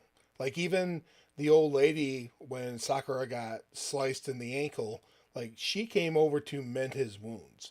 Like, so they do have clear defining roles, but at the same time the women in here are not portrayed as weak either, I don't think. No, I agree with you. I think Shizuka is much weaker than Konoha or even that old woman, but it's because of her circumstances. Like Yep. she hasn't had the support that she needed to become strong. Or is it because she's Whereas, guilty or she feels guilt yeah, that all these people are doing something for her and she don't feel she's worthy of that? right, she's being held back by trauma and things Yep. like that. Whereas Konoha, obviously, she didn't have the easiest childhood either, since she grew up in a group home. But she has Umemiya, who is like a big brother to her. They obviously have a very close relationship. and she's obviously had good influences in her life. The fact that she's able to give such good advice at the age of 16 means that she probably got a lot of good advice too from people who cared about her and were able to teach her. So yeah, there's a lot to say about that, about how support makes such a huge difference in someone's life and in the kind of person they can become. So Shizuka, has a chance now to have a happy life and get this. Like, there's the whole club loves her. Kanji loves her. Like, they all want to protect her. If she just needs to accept it. Yeah, I had a little thought today while watching this show and in furtherance in combat or like in this kind of thing. It's, as long as you have a team, every role in the team that someone has or could have, like even in RPGs, is actually just a supporter role for the entire team. Like the defender is a supporter role for the DPS not to die. The healer is the supporter role to keep them all at health. The DPS is the supporter role to keep enemies from over damaging the party's tank or the healer or something like that. Like all of them are just more or less roles that work in support to other roles. That's something like a paladin. That's a really cool way to look at it. Because we like to say this is a support role, this is a damage role, but I think that's a really good insight that actually you're all supporting each other. Because if fighters weren't protecting the healers would die. And if the healers weren't healing the fighter would die. So you're all protecting each other and supporting each other. That's cool. I like that. Yeah, that's what the team is for, right? Yeah, for all of them to bring their own expertise onto the table and then work together with it, what they have. Yeah, and I didn't watch your video where you were talking about men and women, but I mean, I think in general that's how men and women should work, right? Like, Yep. We all need to be supporting each other, and we have different roles, but it doesn't mean any is more important or more valuable than the other role. They're just all needed. The quintessence is we are made for each other. We should not combat each other. That is something that is pretty modern and that should be put on the graveyard of thoughts. Yeah. That woman versus man thing. Yeah. That is like a childlike behavior. Should not be here anymore. We are different in biology. Even most of the like in norm in the mental. We should, or the psychology, we should more or less have our roles to play. Which I don't care if they get reversed if you got a more feminine man and a more masculine woman, but in the sense that as long as we have both the roles fulfilled, we will have people that can focus on the most important thing, children, the next generation. It's always about the future. Everything we do is for the future. That's why we as a childless society live like really hedonistic, because we don't think of the future anymore. We think of ourselves. Well, we go way too deep into this. Yeah. No, that's good. I agree with you. No, and we do touch on, like, this show does touch on it because the leader of the high school, he's a gardener, right? He grows. Yeah. So I mean, I know we get off topic and we go into tangents, but it's because this is what the anime is showing, or this is like subject matters that we think or themes that we see in the anime, and it's nice to explore these because I think a lot of people kind of see these things, but they don't know how to expand upon maybe what the author is saying. So that's kind of why we dig down into these tangents.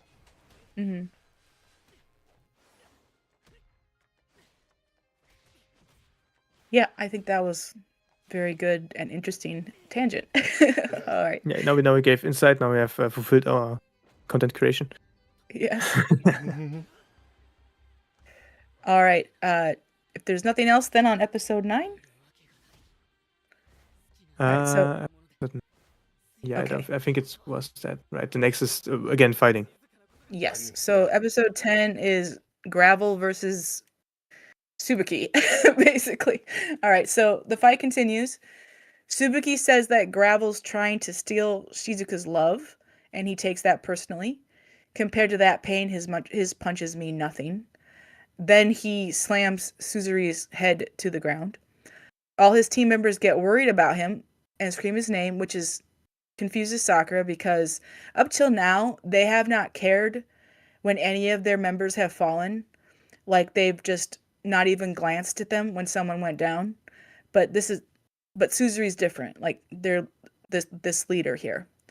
So him going down actually scares them.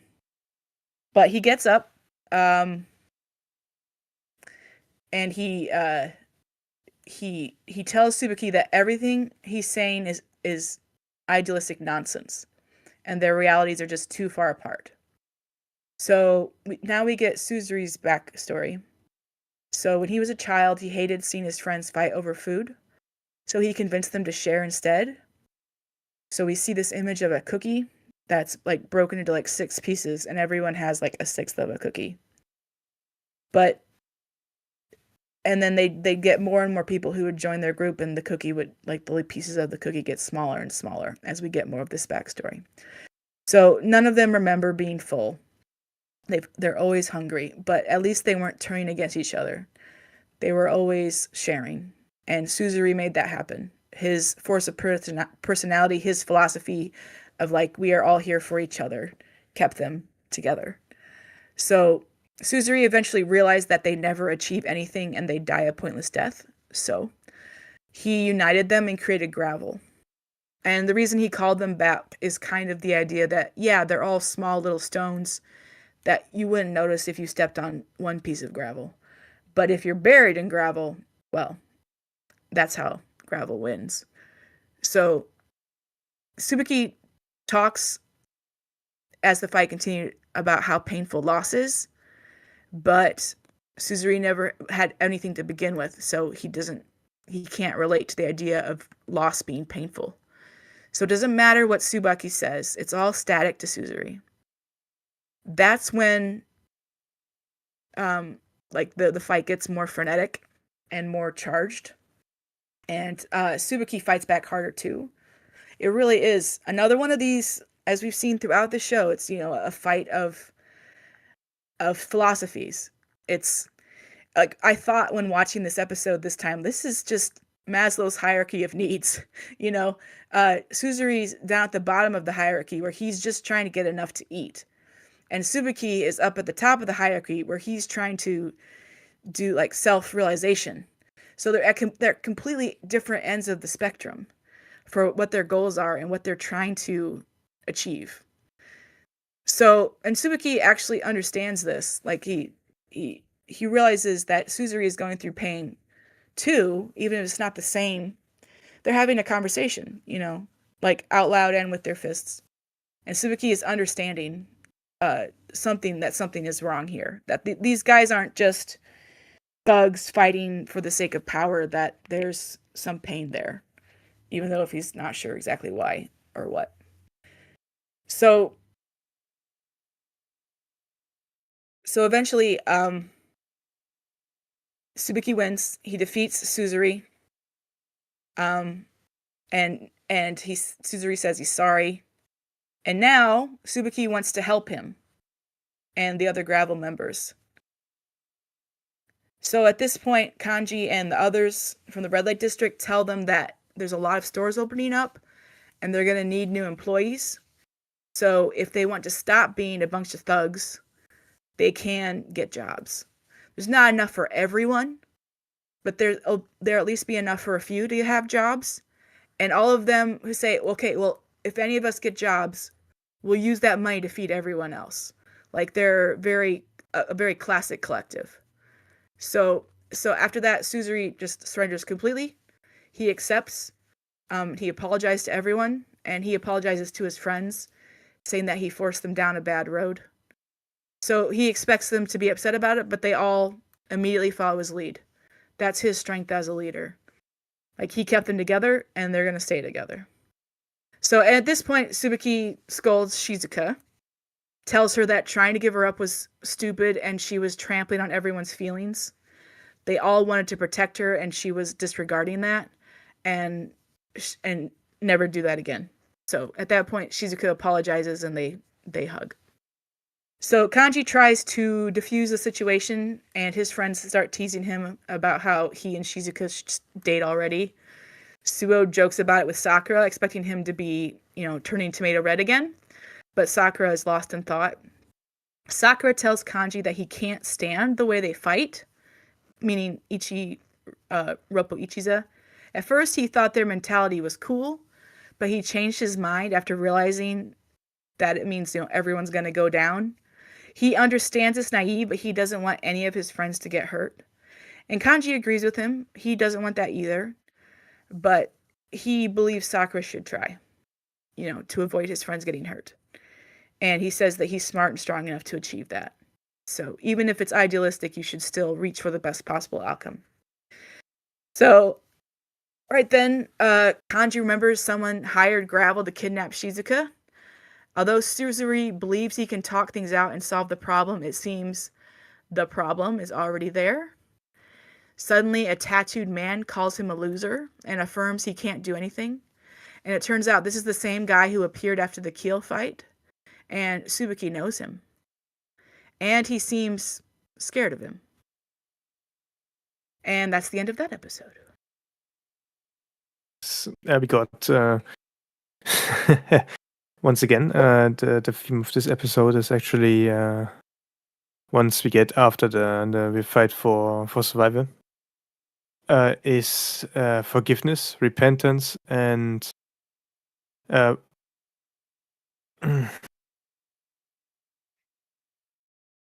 was another thing. Redemption? Forget. I guess so. Yeah. You need to check the character of a person. Their intentions were not bad. They had good intentions in the sense that for themselves that they want to survive. There are people though that have bad intentions that you cannot redeem. Yeah, I do. I like the Gravel group in a way because they're just doing their best they can in a hard situation. The problem, of course, is that they weren't just doing they were obviously, they're criminals, they're gangsters, but that led them, they were taking bad jobs. They took this job from a rich man who wanted to buy a woman. That's not great. I mean, at all. So yeah, it is. It's about intentions. Good intentions aren't enough. Yeah, so it was doing irredeemable things for what would be a good purpose, right? I'm gonna destroy or hurt somebody in order to receive money my friend groups can eat. Even if your goal is just the means of how you're going about doing it is not correct because you're creating more harm because you're trying not to for your friends to be hurt, but you're causing other people pain. So that's kind of what the visuals were showing about the cookie. He's like, I got overwhelmed because I had one cookie and I split it between all my friends. Well, I kept on getting more friends. I had to get more cookies, and it was never enough.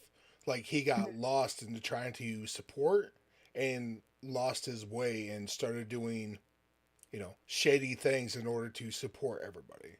So yeah, I mean, it kind of question. It's like, where are your moralities there? Just because you're doing something good, the way you're doing it might not be the proper way. Right. At least they weren't as I don't know if evil is the right word for Keel, but definitely bad. The way Evil was just doing it for money apparently. And Gravel's reason for fighting was pretty similar. They just needed food. And yeah, you need food to live.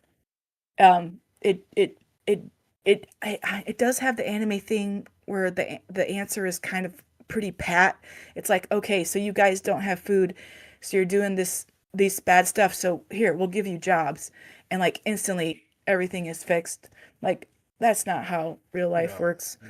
Like they probably all should have gone to jail for a while or had to do community service or something. But I mean, it's a kids show essentially.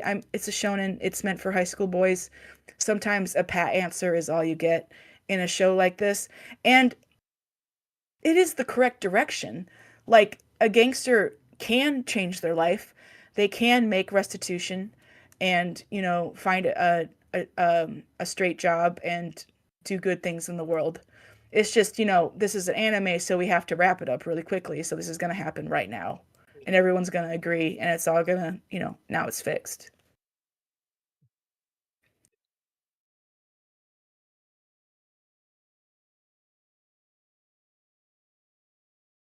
Yeah, well, It is what it is. It's fine. It's it's just another job they take. right. Yeah, and I do agree the ability to repent is and redemption is an important theme that should be shown. It's just, for it really to be portrayed well, it takes a lot more time. I think a lot of people would point to Zuko's redemption arc as being like a redemption arc done well. And the thing is that a lot of people point to that one because there's not a lot of redemption arcs in media that are done that well. So yeah, it takes more than just okay, I'll work for you now and all is forgiven, all is under the bridge, it takes time.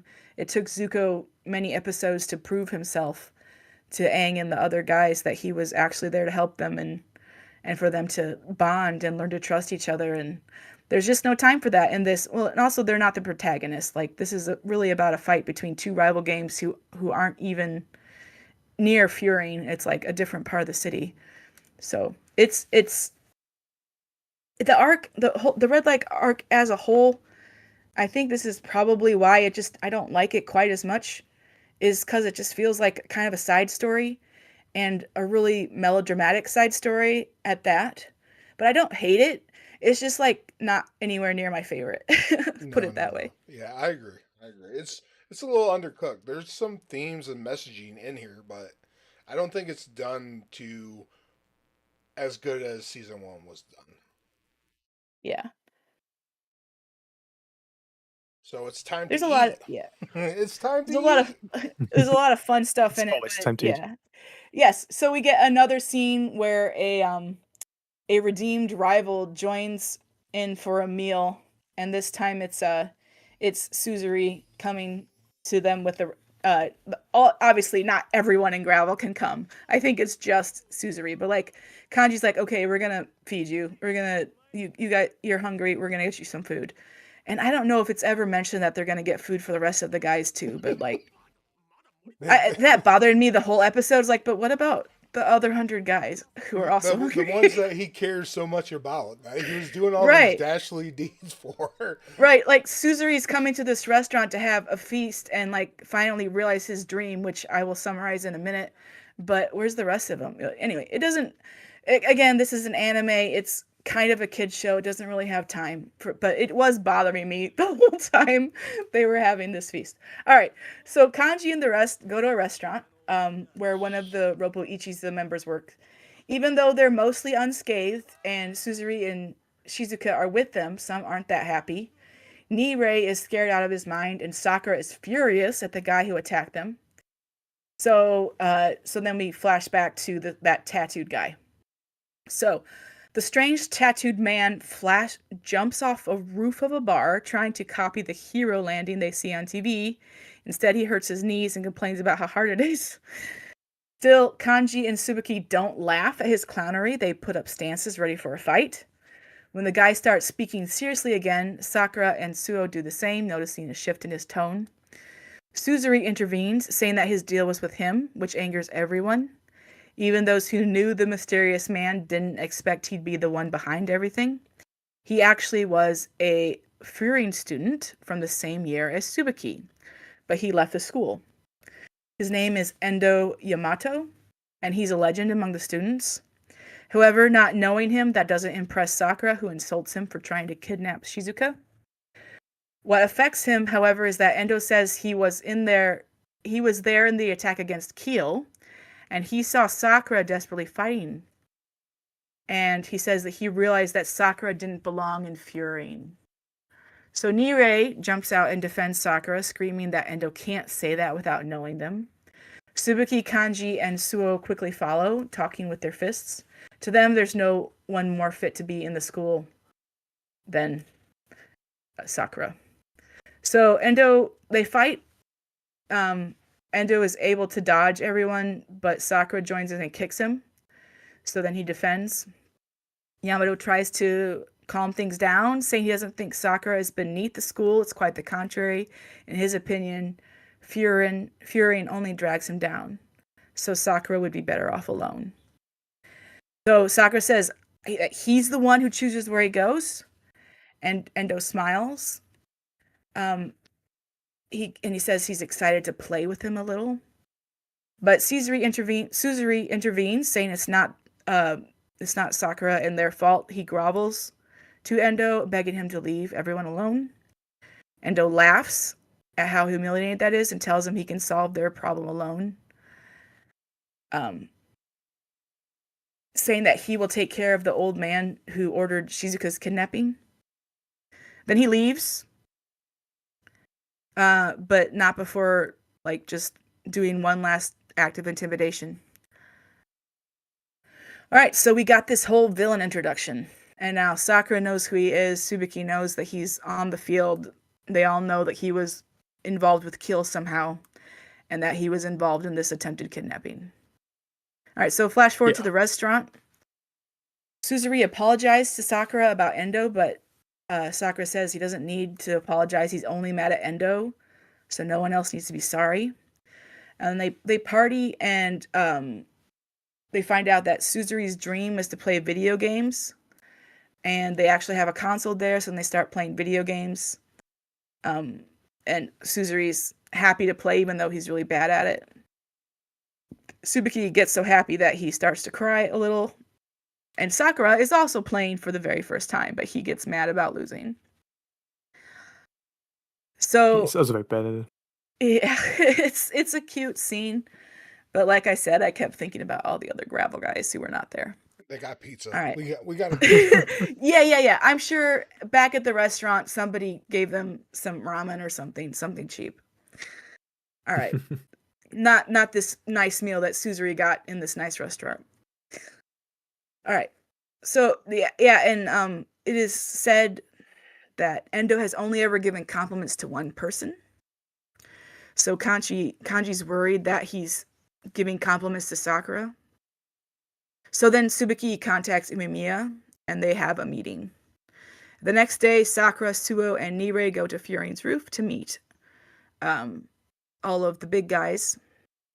And the episode ends right when Umemiya is about to start talking about Endo. That's the end of that one. That's episode 11, After the Storm, second to last of the season. Yeah, I don't have too much. We got the start of the next arc. And I like this once again. We went very light. Different art styles were used kind of to lighten up the mood and make it kind of poppy, and it was very comedy heavy towards the end to lighten up everything. So it wasn't bad. The animation was fine. And like you said, it's kind of weird that this one gentleman was so worried about his friends, but he's in a nice restaurant having a meal with just kind of him. Yeah, I wish they'd at least had one line like all the other guys are gonna get ramen or something. Like, I don't know. Like, it wouldn't have been that hard.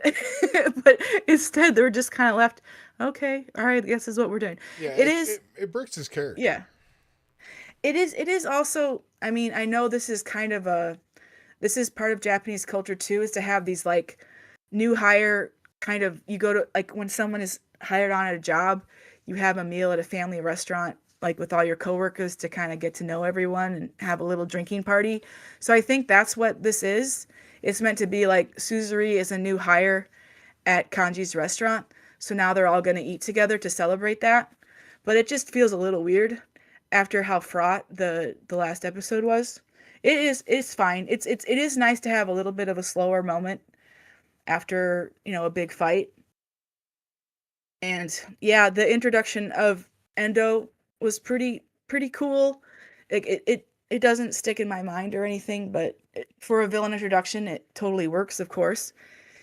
It's just a little frustrating that the season then ends in the next episode before we get to really. Yeah, it's like I said, I think in when we were talking about season 1, the way that the seasons end in the middle of an arc, it just feels really incomplete. So I understand that they're going for cliffhangers so that you'll keep coming back. I just don't like it. I don't, but that's what they chose to do. Well, and that's the thing too. Anime seasons are never guaranteed. Right. Season 3 could be 4, 10, 12 years from now. So it's just, I don't like the pacing of this anime. I'm not a fan of it. Yeah, and I get sometimes anime are made to sell the manga. Like I get that. Like if you're super into the anime and the story, and then there's no new season, maybe you'll start reading the manga instead. I'm sure a lot of people do that. And there's nothing really wrong with that. It's just, it bothers me as an anime fan to not have like a button on the season. But it's fine. Yeah. Yeah, this show really likes to put up like the next big thing that will happen right at the horizon. Yeah.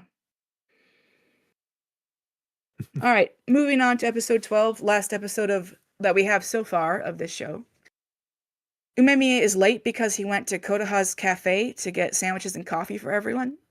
Sugishita was also helping, so he's there at the meeting, and we have a funny scene where Sugishita is giving cups to everyone, but even as much as Sugishita loves Umemiya and wants to please him, he despises Sakura so much that he has trouble giving him a cup. And he ends up crushing his coffee cup in his fist. So then Sakura spends the rest of the episode sipping out of this crumpled up coffee cup. All right. Even with all the ruckus, the boys can't wait to know why Umemiya wanted to meet them. So, and turns out he wanted to tell everyone about Endo. He wants them to learn more about Bofurine's creation and the shadows they left behind, as they call it.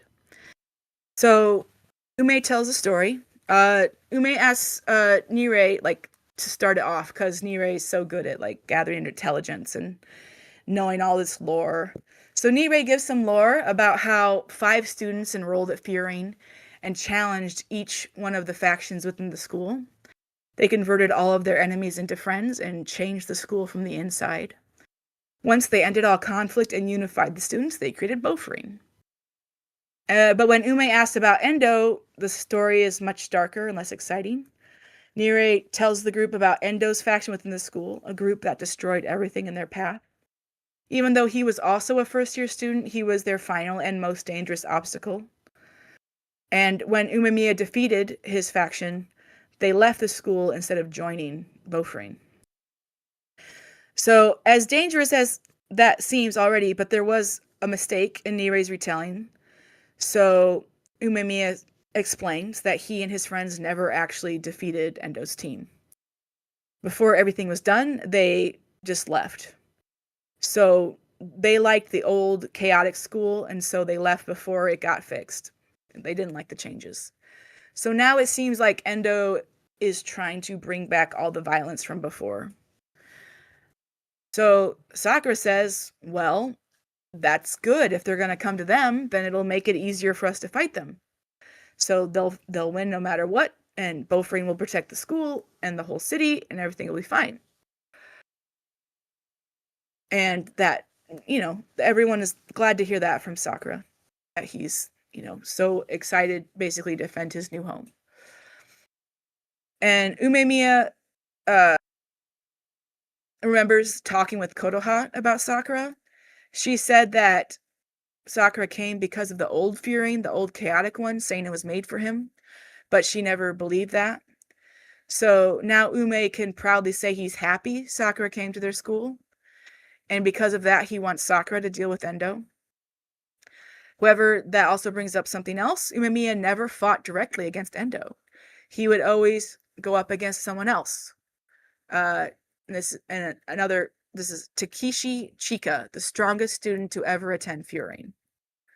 So, and this is like one of Endo's allies or underlings. The episode cuts to a distant convenience store at night. Endo leaves it to meet Takeshi in an alley. Bodies surround him with his long red hair flowing in the wind. Some of the bodies are in a pile. He beat all of them up simply because he wanted to set off fireworks, and now he's using their bodies as a stand for his fireworks.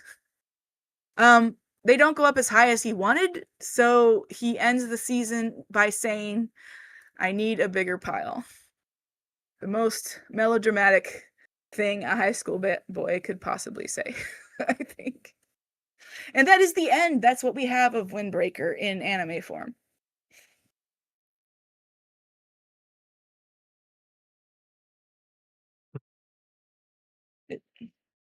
It's Yeah, it felt like a really weird episode to end the season on because it's all backstory, it's all people talking, and then you end with another villain reveal, and then that's it. That's it. So yeah, I would love to watch more of this show. If we get a season 3, I will definitely watch it. But I don't think I'll ever have time to read the manga, unfortunately. I just have too many things I need to do. Yeah, Yeah, yeah. Go same. ahead, Wolf. Yeah, I don't. If we weren't doing this for the podcast, Wolf, would you watch this on your own? I have watched this show Oh, that's right. You because my got. Oh, brother that's told me right. like, Yeah, we both had. You were Yeah, the I one who forgot. hadn't watched it I yet. was Yeah, the yeah. odd man out. Yeah, yeah. I'm not sure if I You're good. do. I want to watch this on the third season. Mm, I don't know if I would watch season 3 straight out of the gate. Just because, like I said, the pacing issues, and I almost would think the manga might actually be better than the It might anime. be. It might And be. That's often the case, yeah. yeah, and I would say this, like, only to kind of rebut what you said. Usually, if the manga sells well, they'll do an anime for it, and Mhm. then to continue doing the anime, you have to continue selling the manga. So I understand like what you're saying about the structure. I'm just trying to figure out if I do like some of the characters. I might watch the third season. I'm kind of up in the air just because of pacing issues, and I'm surprised Yeah, they haven't brought. Maybe they're thinking about doing a movie next. a live action movie has been announced, but there's no season what 3 announcement yet, so we don't even know if we're gonna get one. Yeah, a live action movie? yeah, yeah. Well, this would make live action. You could do this. There's nothing Oh, for super sure. crazy. There's nothing super crazy in this. That's why a lot of like web comics, which is mostly made by Koreans, they get turned into K-dramas. Because, like these there's one I read a web comic in its entirety, Weak Hero, and then I watched the K-drama on Netflix. Very different. Like the characters had the same names and some of the same relationships, but the stories were very, very different. But it was because it was a fighting webcomic. It was about high school boys fighting. And I think it was more realistic than Windbreaker, honestly. But although there was still quite a bit of melodrama and, unrealistic fighting and stuff like that. And the K-drama was made obviously because, it's a modern setting. It's Korean schoolboys and it's probably pretty cheap to make. And I'm sure they made a lot of money with it. So, yeah, I think probably a live action Windbreaker movie would not cost that much. And so it probably makes good economic sense. Yeah. Anyways, Yeah. this show has some themes if you look for them. Yes. Now, There are things you can take from it that are good for some things, I guess. For accepting yourself, for example. Mhm. Also good virtues. Courage. actually being strong. Yes. If you want to And stand for your ideas. I like a lot of things about this show. I like I like the characters and their relationships and the growth. I like the themes and the messaging. I like that we have a cross-dresser who doesn't want to be a woman. He just wants to be a cross-dresser. That I really like a lot of it. It's just, yeah, there's frustrating things about it. But a lot of it is definitely a story worth experiencing if you are interested in this kind of story, even though it's not finished in anime form. I think it's really cool and fun. It's fun, and like I said, I really like the dark underpinnings of this because I guess maybe it's my own lived experience. I guess I would say there's some really stuff that really drives home for me. I feel I wish it would get explored just a little bit more. Yeah, overall, I would say I would continue to watch. If just not as actual live action stuff. I don't like live action. I like Yeah, anime. that's fair. Fair. I've watched a few live action. I like the One Piece live action. I haven't watched the second season yet, but I liked the first season a lot. I But mean, I I haven't. don't even watch movies for the most part. Like the only movies I That's watch fair. really are Fast and Furious movies. Oh my goodness. Well, those are basically cartoons, so I get it. I have not watched the Yeah, second season of One Piece. I did like the first season. Hmm. I liked it even actually because of the pacing issues in the anime. I feel like the One Piece live action does a better job of telling the story. Like there's some things it leaves out, obviously, but for new people who are interested in One Piece, I would say watch the live action first, and then if you like that, also watch the anime. But that's just, I think that's a let's pretty see. common opinion actually. Watch the remake they made of the anime. The remastered or re-edited One Piece is much better than the original, where it has been Yes, they fix pacing issues, less filler episodes. No filler episodes actually. Yes. It's good animation style. They pretty much touched it completely up. Yeah. All right. So, Well, anyways, this was our Anyway, breakdown of One Piece, of course, right? yeah. man, that would take years. Anyway, What is a windbreaker? Wind, Yeah, Windbreaker. Good show. A solid 7 for me. I yeah. haven't changed my mind. Good solid 7. Yeah. But I think it's 8 for me. Yeah, yeah, Yeah, it's and yeah. probably 7.5 for me, but yes. great. I think we're gonna start wrapping it up. So next we are off next week, Hmm. I believe. But the one after we have Viren season 1. Yep, we'll come back with free one. And so I guess Wolf, what do you got coming up? Today I dropped a video, my debut of this second of my second model, more or less, my second version of my character design. And for tomorrow, I think I will make a video about